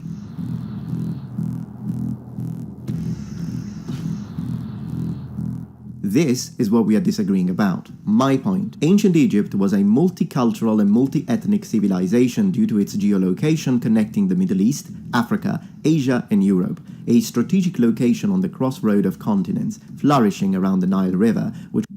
Okay, so, gonna have to jump in here, Ancient Egypt was a multi-ethnic civilization because of its location. Exactly, that one. And that is the only argument that Eurocentrics will make to support their assertion that ancient Egypt was multi-ethnic. Its location. That's it. They don't need to qualify it. It's just because of its location. It's like I spoke about with the Ancestral Bureau video, the guy that I've debunked on my live stream before, making up all these fancy stories about, people traveling from the Sinai Peninsula and walking along the shores of the Delta, and there's nothing to support this. This is just literally, that's not how the ancient Egyptian civilization was created. We know its origins. We know where it came from. There's no secret there. Exactly. Almost every archaeologist worth their salt knows that it comes from an indigenous region in and around the Sudan area. And if you're going to trace back even further, originating from the Great Lakes of Africa, that's where the ancient Egyptian civilization came from. Sorry, go on. Sorry to cut you up. Like, whenever they say like, "What they came, our people came from the Sinai Peninsula and come there," like, I wanna go all Nigerian on them and be like, that thing they Nigerians say like, "Oh yeah, show us the evidence. Oh yeah, show us." Oh yeah. Where is the archaeology on Show that? me. Come on. I really want to look for that, soundtrack and just put it and mix it. Oh yeah, show us. Drop the archaeological studies that show that. They have You no, can't. and they have nothing to support that perspective, other than the fact that it was in okay, great, it was in a strategic location. Well done. Now, do you have anything to What support was that? Because there's okay. it's such a limited argument. Because I think the point that you made earlier is that, well, then you're from Greece, yeah? And if someone turned around to you and said, someone just literally posted what I was about to say, Eldana's literally posted it. You're from Greece, Metatron, and you love to talk about how Greece is white and the ancient Greeks were white. And by the way, they weren't, but I'm not going to go into that right now. But the ancient Greeks were white. I could easily just turn around to you and say, no, the ancient Greeks were multi-ethnic. They are as much along the shoreline, if not more, more than ancient Egypt, and therefore all of those civilizations along the shore should have had the same multi-ethnic population. It should be entirely the same Yeah, based on that logic. But that logic doesn't fly, everybody. because it has to ignore what we know are the origins of and I always press this, a Nile Valley civilization. Ancient Egypt civilization was not based along the shores of the Mediterranean. It was based along the Nile. There were no gnomes along the shores of the Mediterranean. All of the gnomes were They, along the banks of the Nile, and most of them were concentrated along the banks of the Nile towards the first cataracts, and then they spread out as they head towards the delta region. And also, this is quite important as well in terms of the order of the gnomes. Gnome number one is Tarseti. They counted the gnomes from the south. So the first gnome, that means the first established city, the first established civilization was Tarseti. And then number two moves further down the Nile. And the lower you get down the Nile, the higher the numbers go in terms of the gnomes of ancient Egypt. So there's very, very clear order and procession when it comes to the ancient Egyptian civilization, or the Kemetic civilization, how it was established. And you can't just replace that with your fanciful tales of, oh, well, it's along the Mediterranean and therefore it's multi-ethnic. And I think you raised a very exactly. good point earlier when we were chatting, isn't it? It's like, well, you know, Nigeria is a massive trading organization. I'm sorry, trading nation. Massive trading. And we have countries and merchants coming from all over the world coming to Nigeria. But we don't suddenly turn around and say, well, Nigeria is multi. No, Nigerians are Nigerian. Nigerians are black Africans, all of them. Yeah, no one's going to turn around and say, oh, well, it's multi-ethnic because it's got a few merchants and a few traders and it's open to trade. That's never been an argument. Sorry, go on. And you can turn that around and say, okay, so if Egypt, right, ancient Egypt is supposed to be multi-ethnic because of its location, because it's connected to Asia and Africa. Let's flip that. Since the Western Asia is also connected to Africa, all the civilizations in that region should be labeled as multi-ethnic, according to Metatron's logic there. But if you say, um, if you come and say, a lot of people won't accept that Mesopotamia was very multi-ethnic. They'll be like, "Oh, no, how dare you? It was it, is it Syria or like, I don't know, Middle It's Eastern, and Arabic, yeah. you can, It would have been in yeah, they would say the it's region where Arabic. Arabia is now, yeah. Yeah, and they Was it won't accept Iraq? It's this. Iraq, isn't it? Sorry. Yeah, it's gotta Yeah, be Iraq. yeah, it's Yeah, Iraq. it's gotta be Iraq. Right? They will turn around and say no, right? Same thing with Israel there, that's all that part. And as you said, even Greece, Rome, all of them should be labeled that because they're all connected, right? If geography is the only thing we should look at to label a civilization multi-ethnic or not, and not look at where they originated. And I called him out in the video, in my response. on the fact that, well, Rome. Why do you not look at the origin of Kemet, where it originated, as the King monologue said, down south, the Horn, and further south, even Great Lakes. But for Rome, you do that. In one of his videos, he did that. Did exactly that. Like, where did they originate? Oh, they originated in Southern Europe and stuff like that. I was okay. Let's apply that to Egypt, but you don't. No, absolutely not, because it's inconvenient for the argument that's being made. And I think someone actually in the chat that's made a really, really good point where they said, basically every nation is multi-ethnic because everyone's got, unless you're complete assholes or you're barbarians, you've got to be one or the other. You're always going to have people, foreigners from outside, who are going to want to settle in your nation. That's just, it comes with the territory. Okay, people would have definitely settled in ancient Egypt who weren't Egyptian. Foreigners would have settled, and if ancient Egyptians were like most African nations, they will welcome them with open arms. As if you're not coming there to cause wahala, you're gonna be welcomed. You can set up, put your family there. You know what I mean? Maybe down the line, your family, well, probably will interbreed and become a part of the society. That happens everywhere, but we don't go around calling every nation multi-ethnic because of this very normal human behavior, which is interactions with other groups. Exactly. Indeed. Okay, let's go. Was a cultural conduit of civilization. Therefore, there is diversity on the skin of the Egyptians. Throughout time and location, the ethnic percentages will vary depending on era and region. According to the results of my research, the majority of ancient Egyptians would have had an olive skin, with a lower percentage of black individuals living mostly in the southern areas of Egypt. So according to the results of my research, a majority of the ancient Egyptians would have had olive skin.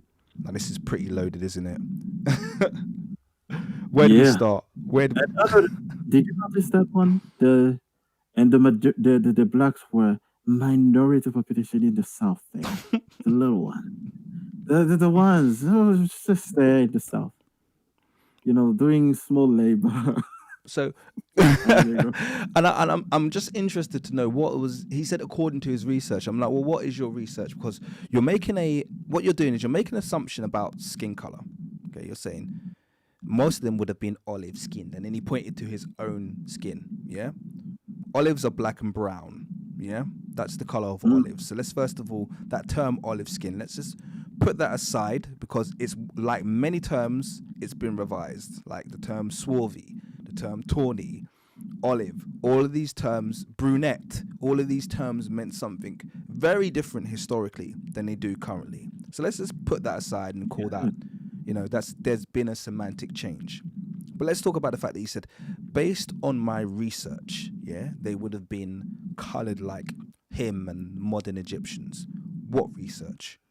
What brought you to this conclusion? Because we've actually done real research. I've got a video called, what's it called again? It's got Diop in the thumbnail, by the way, in my long videos.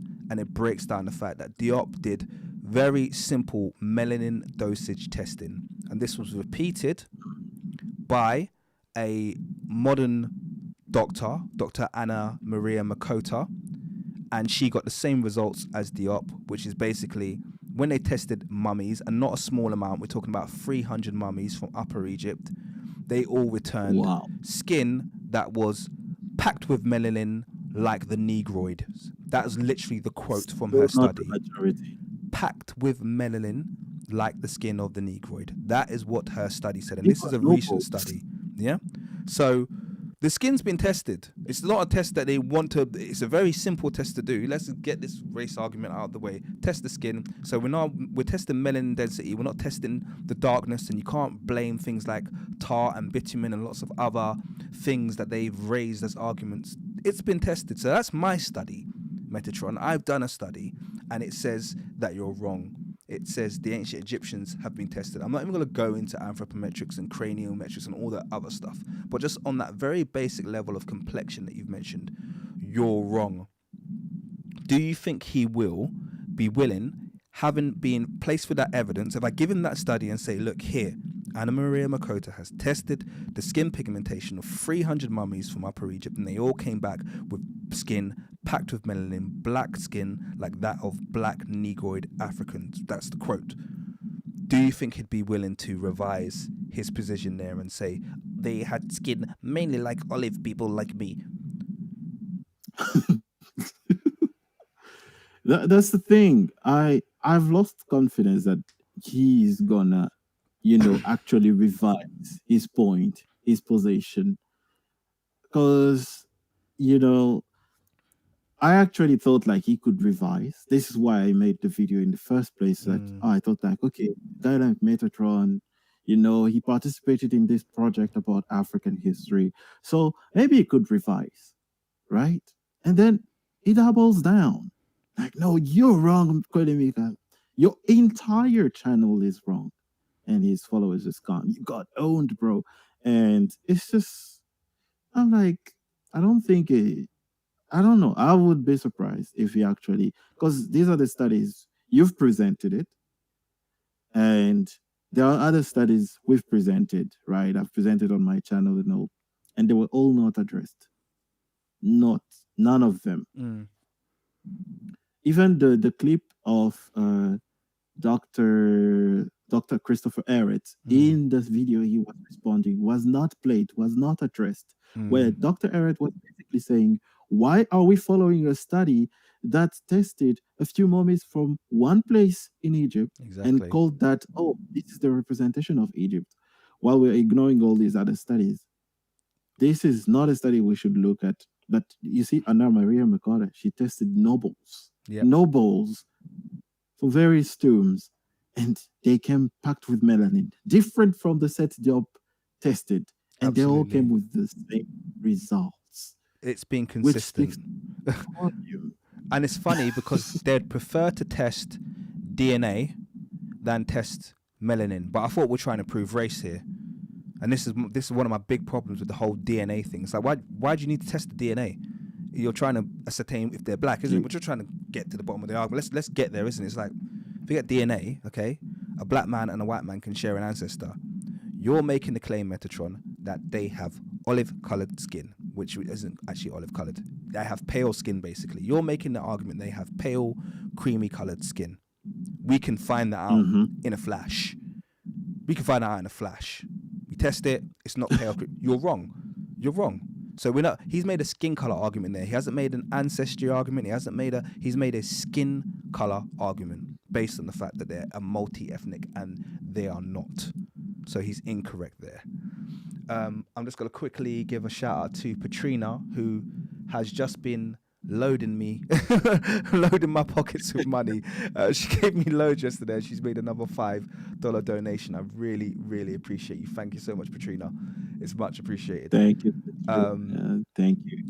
Thank you, and thank everyone for joining us on the stream. This is good numbers we've got here. We've consistently held up over 200 people on here. 1,700 views, only 270 likes. People, I'm not gonna press the like button. Yeah, press the likes up. Let's get at least, you can't have 1,700 people coming through in total, and only 270 have hit the like button. Come on, guys, at least hit the like button before you leave. Fantastic. So yeah. Sorry, did you have anything else on that point? Shall I move on? Oh, not much. Yeah, we can move on if you don't have anything else to add. Yeah. I mean, just one really quick point. I've heard people make the argument, oh, well, when they say olive, they're talking about the color of olive oil. Olive oil is yellow. Yeah. It's yellow. It looks like pee-pee. Let's be honest with you. Yeah.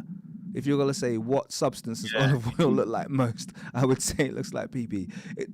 You don't really want to say that you're the color of olive oil. That's like, come on, that's not what let's just admit that we're using the term olive skinned incorrectly and then move on from there.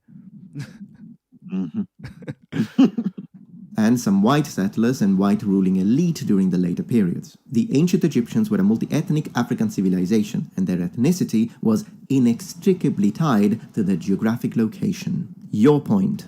Ancient Egypt was originally founded by one indigenous black African culture, namely the Nakta culture from down South Africa, and the other Eurasian ethnic groups joined in later and constituted a minority. You in fact make fun of the Egypt was a multi-ethnic society argument, so to you, the ancient Egyptians were predominantly black.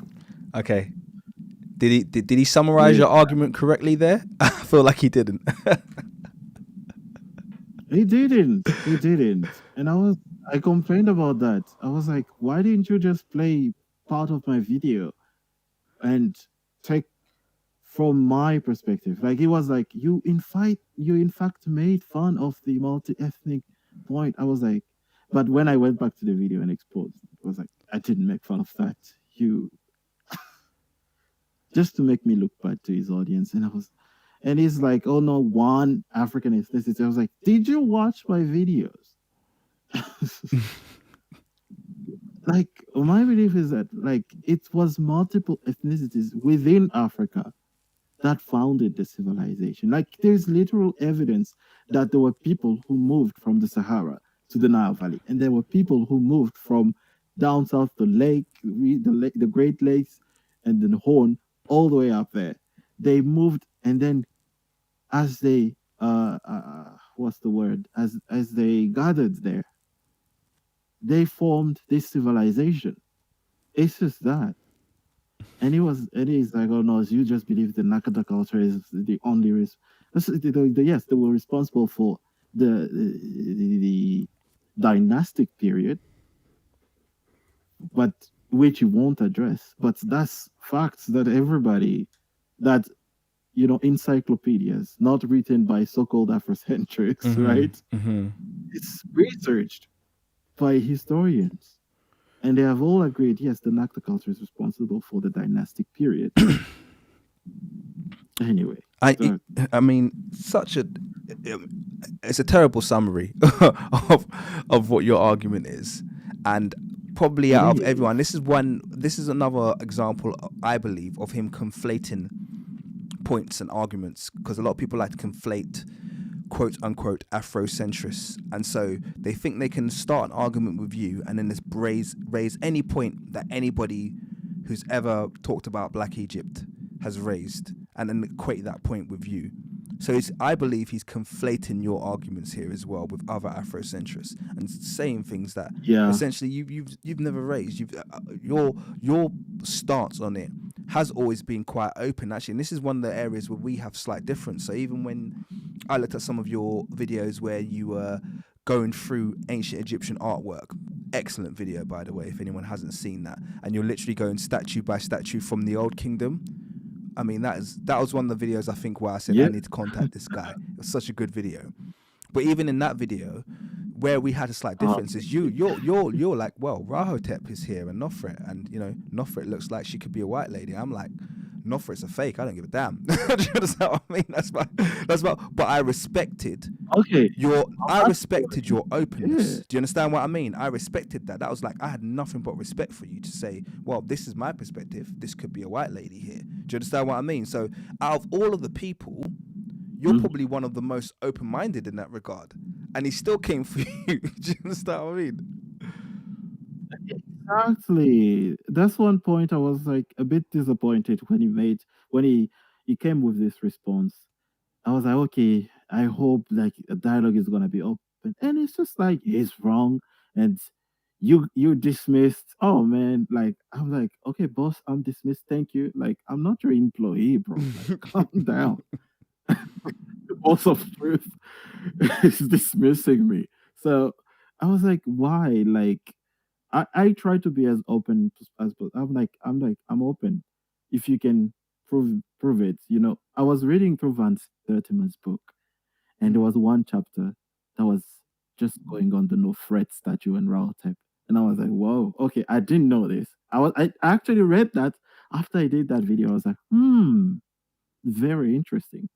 Might make a video on that one, like just summarizing what's the points that scholar was making, and he made some really good points on that statue. Like, that statue does look very fake. Oh, that's that. You're Me like, what? personally, that First of all, statue's hella fake. It's like it's super it's fake. really sketchy, man. It's really sketchy. And with the history of faking art in ancient time. So yeah. But one of my rules of thumb, actually, when it comes to ancient Egypt, is pretty much anything that came from the Germans at a certain date is probably fake, because they were prolific, prolific. You got that statue of that headless statue that they found, and then they suddenly plonked the head in it. It's like literally in the Old Kingdom, the only ancient Egyptian statue that looks straight up. You know, like most of these statues, people will think they're quote unquote Caucasoid, and then I can do a reconstruction, and then people go, "Oh, bloody hell, that's an African." It's like, yes, it always was an African.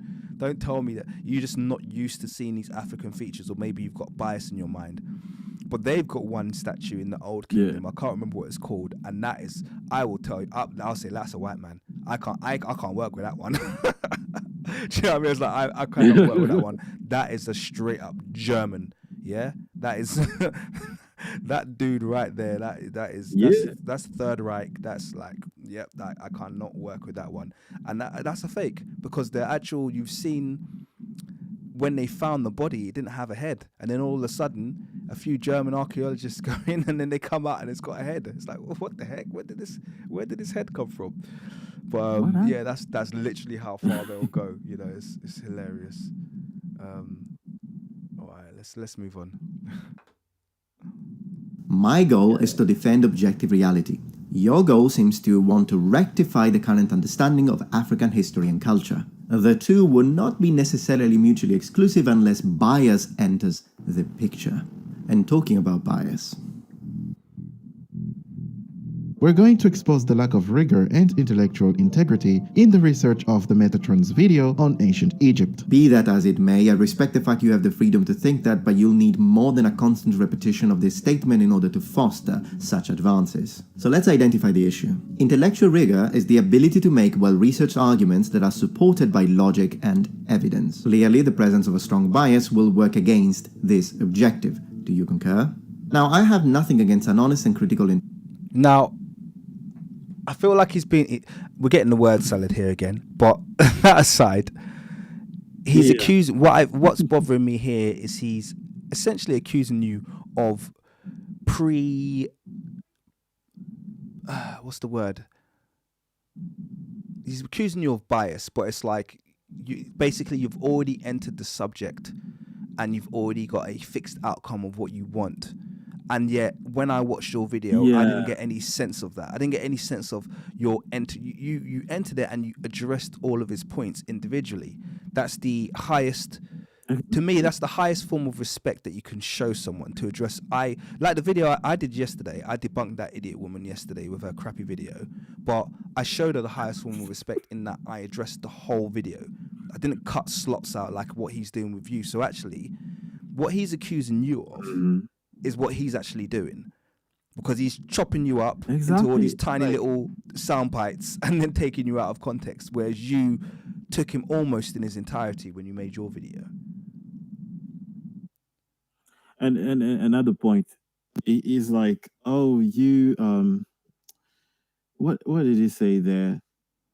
It's like, you can't just repeat that I lack bias and that I lack intellectual integrity and rigor. You have to prove the point. Like, what? Well, the video shows it. Like, but you didn't address those points, and so your people, they think, you see, he just repeated it, but you kept playing the same thing. Like whenever I say it, which is like 10 seconds in the whole video, maybe 20 seconds, and the rest of the 40 minutes, you don't address the fact that I just said, okay, this is why I think he lacked research. First of all, where is the research? Where is it? You know, we just see the video, but where is the research behind it? Like, where, like the studies, the stuff like that, you know, any reference, nothing. Absolutely. But, and then you're like, oh no, you presented one study, but for the rest of your opinions, it's none. It's nothing that supports. So and I think what was really clear is that when he was making this video, he clearly had a chip on his shoulder. It's amazing. We're gonna play it through, and we're already how far into it? We're 5 minutes in, and he hasn't raised a single point yet. His entire thing has been defaming you framing you in a certain way, presenting your information so that people are already kind of prepped to, to basically reject any of your points. And we're 5 minutes in, 5 minutes into the video, and he hasn't addressed any of your points. I don't think he even does get to any of your points.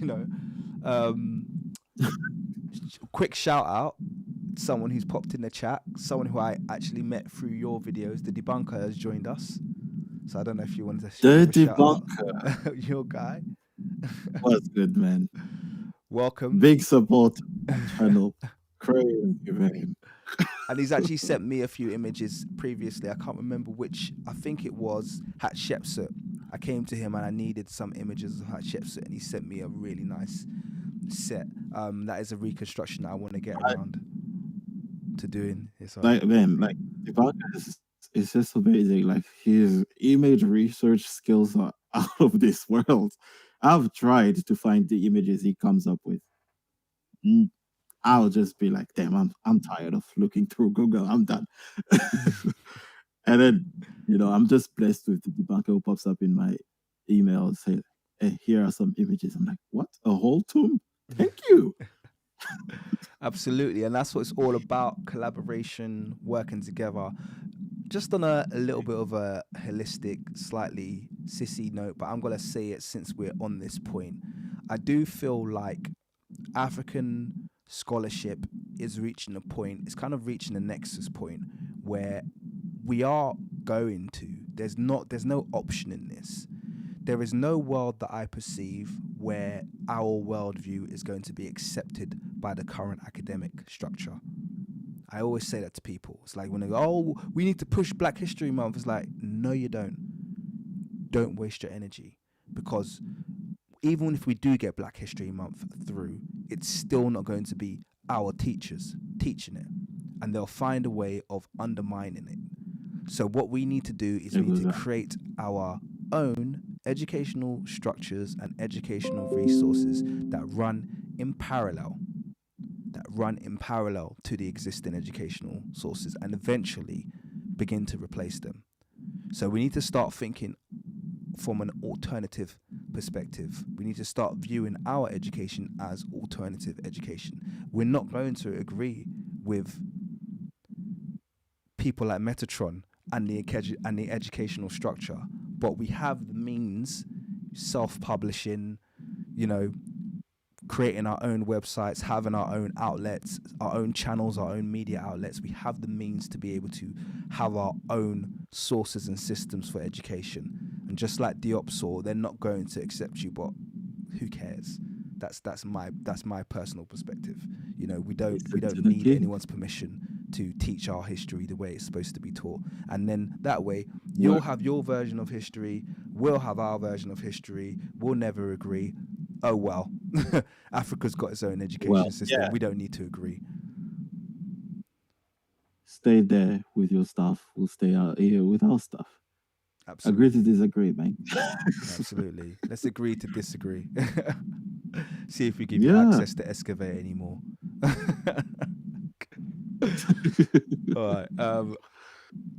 Inspection, but you're accusing me of lacking intellectual rigor. And then the content I produced on this topic was not based on carefully considered deep empirical studies based on consistent data analysis, which it was, but that it was rather a shoddy research born of a strong bias, which according to you I have. So this is an exercise in certainty, isn't it? So, bias being the key word here.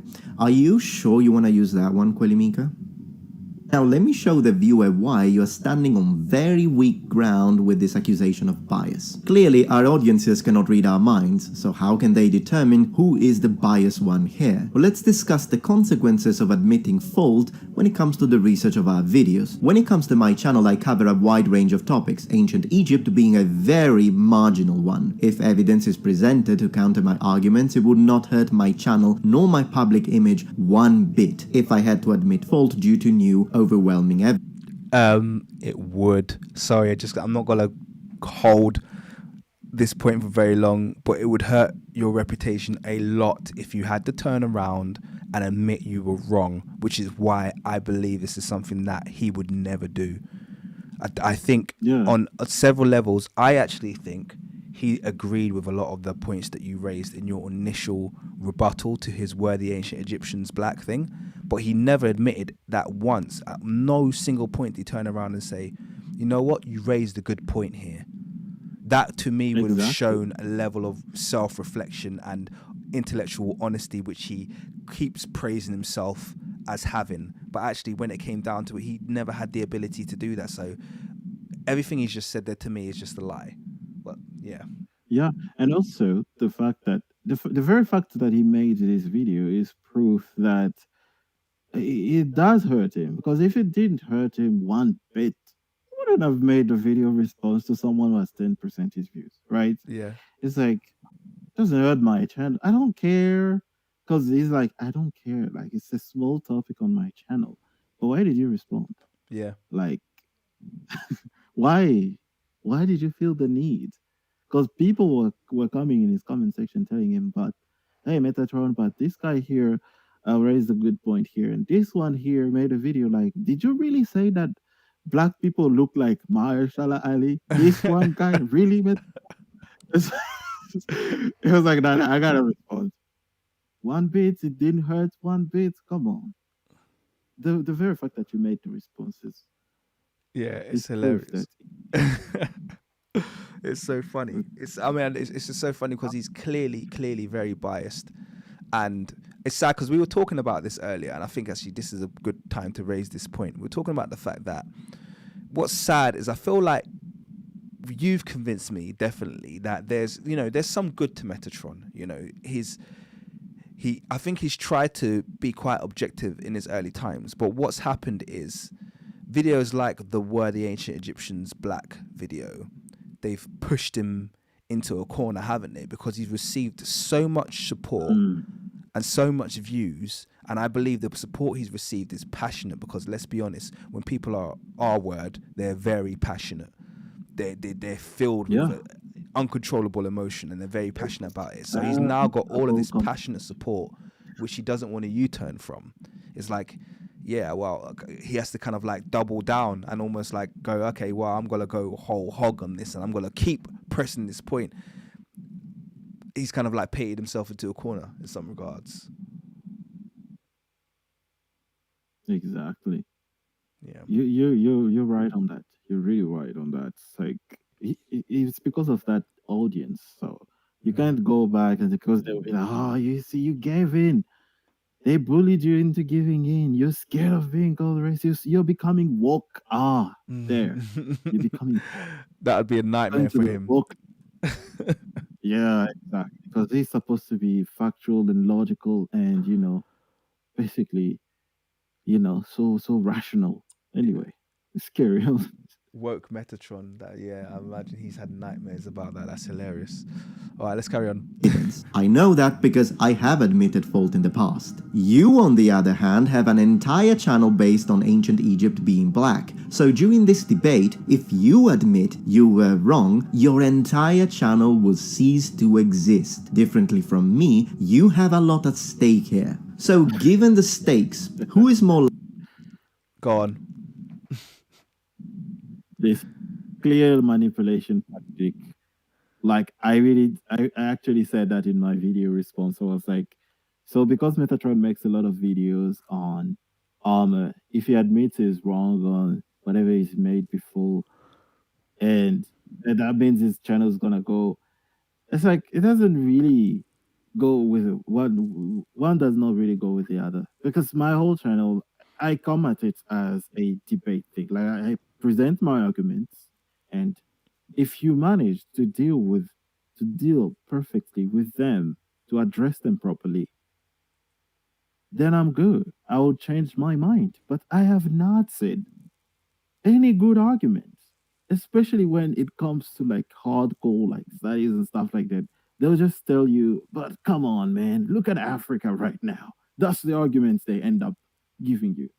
How could the black African build such a complex civilization? Look at their land right now. This is the argument they end up Yeah, making yeah, when you present these studies. You're like, so, and Metatron did, I'm not saying he said that, but his video also did not address everything. He just addressed like 1 point or 2 points. That's it, or three maybe. And that is trying to like this. I identified it as a clear manipulation tactic, and it worked so well. You know, it really worked. I mean, yeah. I mean, it's debatable if it. I mean, it worked amongst people who have already made their mind up. I reckon, to say like, oh, Yeah, well, you've got a channel that's dedicated to something, and so therefore, you're never gonna admit if you're wrong. Yeah, if you listen to either of your videos, one of the first things that people should be able to appreciate is that you sound very correctable. There's no arrogance in terms of the way, and you pass him far more compliments than he's worthy of, which just shows your character. You know, you're very, very magnanimous and very kind of like, you do these things like, as far as a foe goes, an intellectual foe. Aside from the fact that you gave him a spanking, you were also very magnanimous about it. And like, I know for a fact, me, if I raised some of the points that you would have raised, I would have done it in a very sarky way, because that's just the way I do things. I would be like, I would have been rubbing, but you just kind of like said it. And even like the big one for me was when you did that video, your recent live stream, and you revealed that 80% of the arguments he made in this video came from Matilda's blog. Yeah. If I'm telling you right now, if that was me, I would have gone for the jugular. I would have been. But you're you're definitely so much more kind of like, take the high ground, and you're so much more. It appears that Metatron's arguments come from here, so I find that a bit ironic, considering he said that he used, and it's just like you've said it is is such a respectful way. Like, he needs to be thankful. I swear he needs to be thankful that you're yeah, like like that, because you could have buried him heavily on so many different yeah. occasions. I've thank you for the compliments, but it's just the way I am. Like I was like, okay, like if I was going at Metatron the way he came at me, I was like, man, you're lucky. I'm kinda, I don't like, you know, to just go like that. And I was like, let me just, you know, I mean, he was like, oh, thank you, you didn't call me a racist, but you did. You basically did. Mm. Oh, you reversed Africa and all, like, it's like, she's basically calling me a racist. I would not go that way. I was like, really? Okay. Anyway, Yeah. I'm just like that. Well, yeah, I think like, yeah, I mean, yeah, we've raised the point anyway.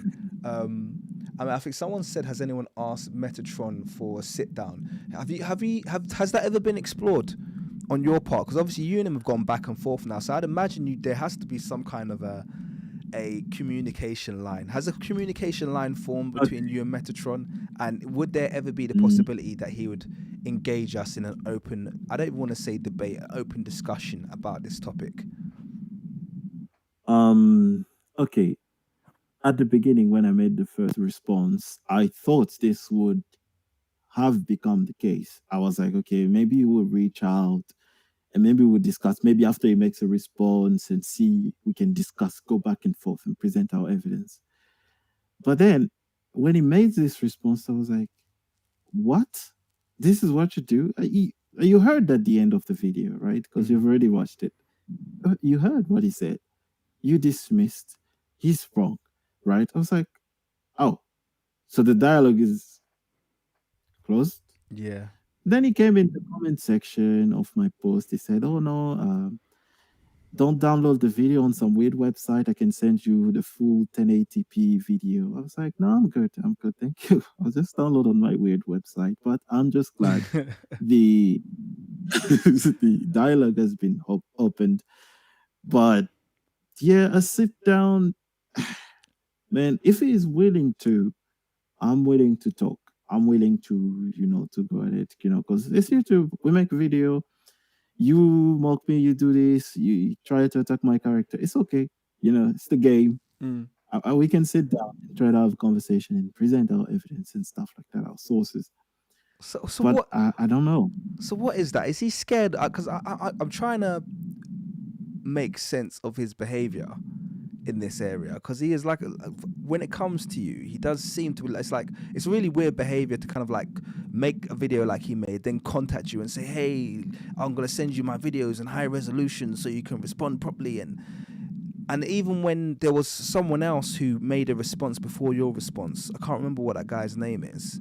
Glassy C? Was it Glassy C? Yeah, Grassy C. Grassy C, something like, He went yeah. to his comments. He made a video, a response, and Metatron was all over the comment section, wasn't he? Yeah, well, he was. He was. I was actually really surprised. Yeah, he was all over the Right, comment like, section trying to oh, defend his position. It's like, so he does. I don't know. It's like he does these little weird behaviors where, and he wasn't being rude in the comment section. He was just yeah, very, responding like I would very respond. courteous. Sorry, go on. Yeah, yeah, he was really polite, very courteous. Made points, like defending his points. Was like, okay, interesting. But when Mr. Imhotep made his response, radio silence. Oh yeah, he didn't want to go People, anywhere near that. once you're responding to Mr. Imhotep, it's like, I'm gonna respond to this day, right? Yeah, And I haven't seen him in my current comment section, right? yeah. So No one near that one. yeah, I think there's a strategy to that as well, because Grassy C's a relatively small channel, obviously in comparison to like a Mr. Imhotep, and I think he would never risk the publicity of responding directly on a Mr. Imhotep channel. You know, I don't think I don't think he would risk doing that. You know, I think he wants to keep everything kind of like, because the bottom line is, the way I view him is that it's almost like it's a low risk operation for him. Yeah, as amazing as your Yeah. video responses have been, he knows that you're only ever gonna garner like maybe 1/20th of the views that his video garners. Maybe 1/10th, Yeah. 1/20th. So it's like, it's almost like low risk. You know, he's going in, he's popping his head in It's these okay. channels that have maybe got 1,000 views, and he knows, there's not too much of a risk here. Let me go in and pop a response. But he won't do that on Mr. Imhotep's channel, where he knows he there's a goes like possibility of 100,000 people seeing him getting cooked openly. Indeed. And that scares him. That scares him indeed. Like, that's why it was like, my video is like 24,000 views. His video in like a week, 400,000. Yeah. So he knows the numbers game. It's like, oh, my video is gonna be more credible because I got the numbers. YouTube is gonna suggest it more because I got the numbers, and his video is just gonna be there. So I can even act like I didn't see his video. YouTube never suggested it to me. Mm. So he knows his game. So I've got just had a donation from Biz Snarky. Thank you very much, Biz Snarky. Really appreciate it. He's left a comment here. He said, "Have you guys seen Metatron's controversy video?" I've seen it. I don't know what that is. Do you wanna tell everybody what that is? What that relates to?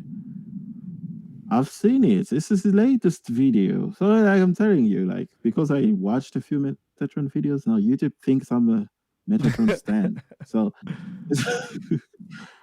like, even if I'm not subscribed, they just pop his videos. Anyway, so the Metatron's controversy video is basically addressing a point I made in my video where I said, you made all these videos about black people in ancient Rome, black LGBT in ancient Rome, or black people in movies, and the woman king, right? Hmm. And people were like, a channel on YouTube made a video addressing that and said, oh, like, why is he only attacking like these black people in, and those videos get more views than his regular videos. And I made a point about that, like, there could be an anti-racist, an anti-black sentiment in this, and he saw that as an attempt to censor him, because like because he said, oh, thank you for not calling me R word, because you see, it's an attempt to censor me. So his video was all about that. He said, oh, I'm not gonna stop making these videos. Like, the middle of the video was just him using the word salad with Mm. just. See, this is why I said when he's uncomfortable, that he does that. Yeah. Oh, we with parameters, blah blah blah blah. So calm down, bro. Like, just get to the point, man. Like, what do you mean? Oh, the whole 20 something minute video is just you saying that you will double down. You won't stop. You will make more. Because my thumbnail is in that video. And I was like, oh, so Indeed. you'll double down. So that's what I'm saying. Like, there probably won't be a discussion. I've not suggested it, but because I don't think there will be like a live discussion. I don't know. I really don't. Anyway, so that's what that video is about. Thank you for the donation, mate. Yeah. Let's support the channel. Come on, people, hit the like button. Thank you. It's much appreciated. And I mean, yeah, it's just yeah, like I said, I never heard of the controversy video. I feel like I need to watch it now because I feel like, first of all, we'll definitely do a part 2 to this because so far I've really enjoyed this chat. That being said, we are 2 hours and 5 minutes in, so I think we'll wrap up in about another 10 minutes because I'm just not a fan of 4-hour live streams, and it is a Saturday night, and I feel like it's a bit much. So I think we'll give it about 10 more minutes, guys, just to warn everyone. We'll wrap this up in about 10 minutes, but we'll keep it going until then, and then we'll put a part 2 in, and possibly a part 3 and a 4, and we might make this periodic because I'll be honest, I've enjoyed this chat. It's been really good. I've enjoyed it a lot. Man, I'm talking to you and the chats, man. Come on, it's amazing. Yeah, brilliant. I'm enjoying it, man, and we got a lot to say. Yeah. So, and thank you to my mods who are doing a wonderful job, keeping the trolls at bay. I get off I see you there. Yeah. I'm gonna give Tracy. I'm gonna give it a watch. I will watch it. We'll see what he has to say about that. Okay. Let's carry on. Likely to be intellectually dishonest here? Me or you? Just as a matter of deductive logic, it is an absolute no-brainer to recognize the fact that repercussions may increase an individual's proclivity to certain types of bias. Are your eyes diverted away from factual truth because of a conflict of interest? On top of that, if one were to look at your channel banner, well, you did go out of your way to take the entirety of planet Earth and turn it around just so you could put Africa on top of Europe. That doesn't exactly fill me with confidence when it comes to your supposed lack of bias. We cooked that point already, didn't we? Oh man, very funny point. Oh, someone said like we have 300 likes. Good. Keep them coming, guys. Let's get them up to 2,000. We've got 2,000 views, so. Yeah. Why is it my thing updating? I can't see. No worries. I have got like access to like the proper that's... control panel, so you don't see what I see. Oh. Yeah, don't worry about that. That's my. I'm looking at the YouTube analytics there, like through the stream, the live stream. So you probably need to keep hitting refresh on your screen. So. Oh, yeah, that's what. Yeah, because yeah. I just have a live chat. Yeah, I haven't got this one published. Maybe when we do our next live stream, I'll share this using the Video Ninja on a different thingy so you can see the live analytics as they're going up as well. But Great. Yeah, so what was the point? That was the world turned upside down. We touched on that topic already. So if those of you who weren't in the live stream, we talked about the fact that Metatron is trying to say basically because he turns the world upside down, he's a racist. And we were just raising the point like, first of all, you've established that his channel is based on ancient Egypt, and we know for the ancient Egyptians that up meant south and down meant north from the ancient Egyptian perspective. So that is a perspective change already. Also, if you go into many African societies, that is their perspective. I already spoke about the fact that you walk into a lot of Ethiopian copy shops, you will see the maps oriented in that way. This is just an African perspective of how we've viewed the world. And I think you raised another point about... Go on. You raised another point, about maps, upside down maps being somewhere else. Go on. Or I should say right side up maps, but anyway, go on. Yeah, like I say that because I saw that in a few other videos. I don't remember quite well where, but I saw that ancient maps, like a few ancient maps around the time of the Middle Ages, like the Arabs, a few Arab maps There you go. viewed the world as that way. A few, and then it changed the perspective. Anyway, but we just know that the ancient Egyptians, so the Kemites and the Kushites viewed the world specifically this way. Forward was down there in the south. So when you go forward, you go north. So that's north for them, the south. So I was like, Metatron.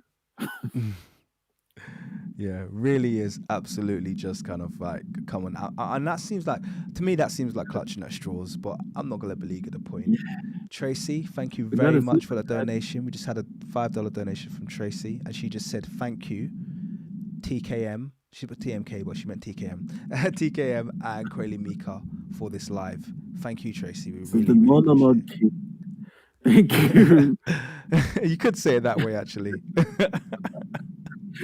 Thank you so much, Trace. Thank you for being here, guys. Thank you. Thank you. We appreciate that. Wow. It's amazing.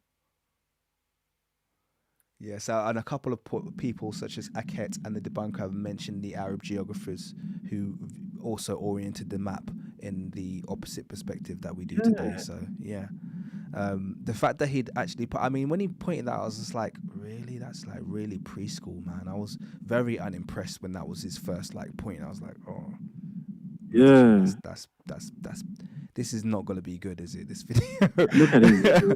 this is not good. This is gonna be hard to watch, isn't it? Dear, oh dear. Yeah. The first time oh my God. He really thought he did something big here. Like, look at the look on his face. Yeah. Exposed you, bro. Got owned. I was like, come on. Look at him. I was like, bro, Metatron. I think he was Anyway. expecting you to be like, oh my god, he got me. They figured us out. What are we gonna do, guys? Everyone turn your maps back upside down. Metatron's figured us out. Figured it out, So man. let's go We're on. trying Let's to move put on. Africa on top. So there is that. Let's go on. So, as someone who cares about our history, The expression our history is a massive red flag for me, as I have explained on this dedicated video. With this choice of words, you seem to be claiming ethnic exclusivity over the history and culture of an entire continent just based on the color of your skin. Now, on your video, you did not call me a racist, so I'll return the favor and give you the benefit of the doubt. Sorry, are you gonna address this point? Yeah. So I thought you wanted to say something. I'll let Or you should I go. go first? I've got something to say, but I'll let you go first. I'm gone. I heard this and I was like, what's wrong with saying our history? Like, we literally hear a lot of white professors be like, our history is this and this and that. Our history we did this and this and that. I was like, what is wrong with that? Like, if Metatron says our history, talking about Italian history, is he wrong? Like, is it putting ethnic exclusivity? Yes, you're still part of human history. So a human can say our history, talking about world history, like the entirety of the world. But they can still go and say our history, talking about their group. What is wrong with that? Just trying to make people look racist, like, oh, this, look at him, our history, trying to make me look like, because like in America, I think you have those, uh, they call them white conservatives, call like our history, like the right, like this our history with blah blah blah. And this is what he's trying to tap into and make me look like, oh, look at this guy. So racist, saying our history, claiming history as his own, like the history of the people. But they never have this problem when we say, for example, the history of the Congo or Mali as our history. They won't have a problem with that. But it's only when it's Kemet. Then they go like, oh, you can't say our history there. It's not your history. That's basically what he wanted to say. But then he went with scholarly route. Oh, no, you shouldn't say these terms. Blah, blah, blah. Anyway, what did you want to say? Yeah, I mean, it kind of touches on exactly the point that you made regarding, I have people, this is what really irritates me, okay? I have people say, oh, well, why are you always talking about Egypt? Why don't you talk about your history, West African history? And I used to kind of like just kind of say, well, you know, just say you're an idiot, basically. But then I actually started drilling down, and I said to them, okay, cool. So which part of West African history is my history? Oh, well, I'll talk about. I'm not Malian. You want me to talk about the Talk Kingdom of about Mali? Why should I talk about the Kingdom of Mali? I'm not Malian. You want me to talk about Kingdom of Ghana? Ghana might be next door, but I'm not Ghanaian. What do you want me to talk about? Even I could even go as far as saying Hausa history. That's not. I'm Nigerian, but I'm not Hausa. How specific are we going to be here? see.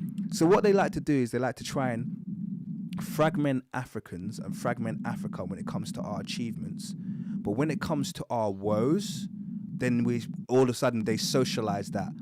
When it comes to our woes, you're just African. If there's someone starving in Botswana, Kenya, or Ethiopia, all them Africans. It's always all them. That's sub-Saharans. It's all them Africans there.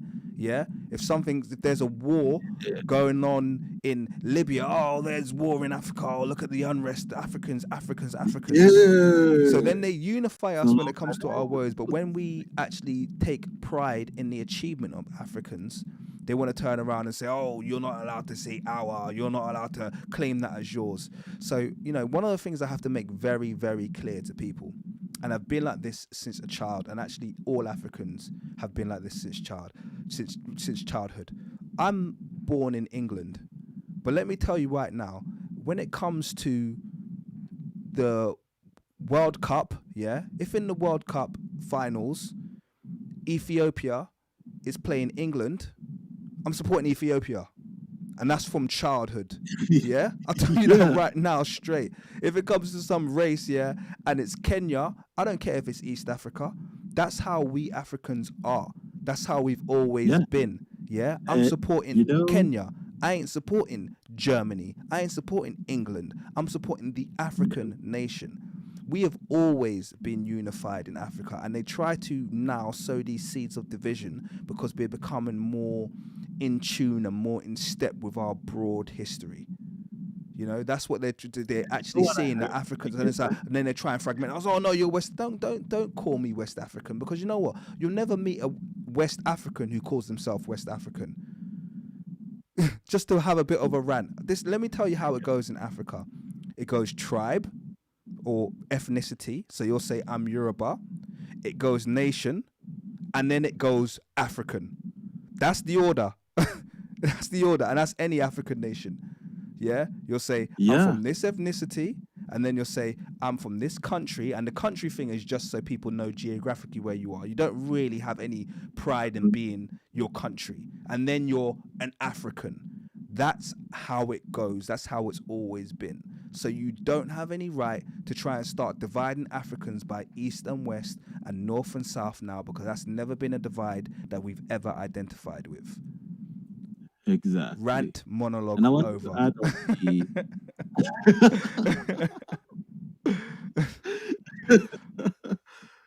excellent red, man. Because you made a good point about the soccer teams thing. Because you know what I heard when I came back, I was like, you know, a lot of people were telling me during the World Cup, because I wasn't home around that time. I wasn't in Congo. So I come back during the World Cup. I asked my brother, like, who are you supporting? He was like, at the finals, during the finals, you know, it was like, I was supporting France in the finals. I was like, why? It was like, because there are a lot of black people in there. What do you think? There's a lot of Africans in there. Africans in there, I was like, straight. What are you talking about? true. Africans like, support true, Africans. true. Yeah, Africans support. And by the way, I'll extend this to say, let's be honest with you. I'm supporting every. And this is not racist, but I'm supporting African Americans and black people, even if they're not African. So even if you're not directly African, I'm gonna support. That's just but that's just the way it is. When you've shared oppression, and when you have those shared experiences of limitation, you also take a lot of pride in your achievements. I take pride in the achievements of black people globally, and you can never ever take that away from me. Yeah, because you've made me share the oppression of black people globally. Yeah, when I see footage of, you know, black people in certain nations that I'm gonna go unspoken, getting mistreated by the police, yeah, for the color of their skin. Do you not think that affects me over here? Of course it does. But then you want me to turn You know? around and try and separate myself from them because it makes you feel uncomfortable. Nah, bomb you. I will support black nations, African nations till the day that I die. I'll tell you that 100%.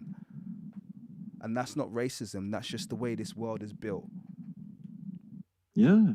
Like Asians support Asians. Like I don't see that as racist. It's just supporting yo. Absolutely. Like it's okay. You know, it's when you start to stop other people from becoming better or doing something better for themselves, then that becomes racist. Like, only my people, and because I have the power, I'm gonna stop these people from doing business here, taking loans and all. You Spot understand? on. You support your people, but why are you trying to stop the others? You know? Spot on. Spot on. And I think you've just touched on the most important topic. And that is the fact that black unity, as someone's mentioned there, Ket's mentioned there, and even black power has never meant oppression of another race. There's never been a link to then, because we take pride in who we are or because we unify, we never use that as a tool to then oppress or to act out or to take away from another race. Whereas You the know, dude. juxtaposition of that white power only expresses itself in the oppression of other races. So you never meet someone who says, Exactly. I'm proud of being white, who then doesn't then use that as a tool to basically say, they shouldn't have what I have, or let's take away from that, or let's lynch that person, or I'm glad that person got shot. Because that's what comes with white power. It comes with oppression, whereas black power doesn't come with that. It comes with pride in what we do as a culture. And you can do great things in your culture, and we can appreciate that whilst being proud of our culture. So I think a lot of it comes from the fear of the way that they behave. Because Yeah, they I behave in a wanted to touch certain on. way. Yeah, go on. Yeah, I wanted to touch on that because you said it. It's because they behave that way. They are scared that you will behave that way. I think they call it projection, right? Like they're projecting. They're scared. Oh, if they get as much power and more or more power than we have, they're gonna do exactly what we did to them. We never say we don't. We never behave like that. We are not like that. But it's just that like you're spot on that one. You're really spot on. So yes, African unity, Yeah. black unity. I've always been about it, and I'm not gonna lie. And there's nothing wrong with it. It's almost in this world now we are quite fearful of speaking up and saying, yeah, I support my black people. You should have seen what happened to Anthony Joshua over here when he just said, I think it was during lockdown, he said, yeah, black people should, support black businesses. Oh my God, that was the turning point. They got it. Yeah, Same everyone came happened for in him. France. Yeah, they just came to destroy him for making that statement. It's like, and just like you said, if an Asian person turned up and Racist. said, we got to support Indian businesses, no one would say anything. If a Mexican person Yeah. stand up and said, yeah, you got to support Latino-owned businesses, no one would say anything. But if a black person stands up and says you got to do anything, you get this massive kind of like wave of attack that comes from the white left. And I'm not going to get too And political it because I makes don't you do politics on this channel, but you get a massive attack from the left-leaning whites. Not even like it'll be the left-leaning whites who basically are yeah. fearful because they know that they can't make that same statement. They can't say that because they historically, any white person who's ever said anything like that has normally committed genocide. Let's be frank. Yeah. Any white person who says that has You committed genocide. And so they've got this whole backdrop where they want to say the things that we say and they can't. It's kind of like the N-word. They want to say the things that they say and they can't, and that just makes them act out in anger, which is very bizarre. I'm going to quickly give a shout out to Biz Snarky because he made a very generous $20 donation. Thank you, Biz Snarky. He said Metatron's controversy video is copium to give a perception he's above controversy he stirs up instead of the agitator. Absolutely. He throws his supremacist hands up like, I'm just asking questions, weak like his scholarship. That is such a good point. Wow. That is such a good point. He comes in there, he agitates, he creates an argument that actually doesn't need to be had, and then he throws up his hands and he's like, "Oh well, I just asked the important questions." But then when you're challenged and you're confronted and you need to adjust your position, you're not willing to do that. That's really weak. Very, very good point. And And then thank you so much for the true. donation, Bisnarki. Oh man. Okay. So Did you want to, if you didn't want to add to that point, I actually think I'm going to no, draw this live stream to a close now, just because it's really yeah, late and it's Saturday night. And man, yeah, we've had a good time, or at least I have. I don't know about everyone else, but I have had a fantastic time. Quelly, same, yeah. yeah, we've got to do this. We've got to do this. We'll book another one in, hopefully within the week, part 2. And I think, hey, look, Yeah, if worst comes to worst, you happy to make this a regular slot, Kuellimika? definitely, man. I'm having a blast. You know, Good. I've been looking for someone to talk about this topic for so long, like this. You're surrounded. Like it's not everybody that is in this topic like as much as you are around you. You know, you start talking, they go like, hey, they go like, okay, you made a point, but I gotta do this. But then you have this community online. You know, where everybody is just as much into the topic as you, and I'm having a blast with this, man. Thank you so much. Thank you, man. And yeah, let's make more of these. Of course, like part 2 is coming. Like, look at how much of the video is remaining. Yeah. We got. I mean, we got other videos as well. This is like one of many.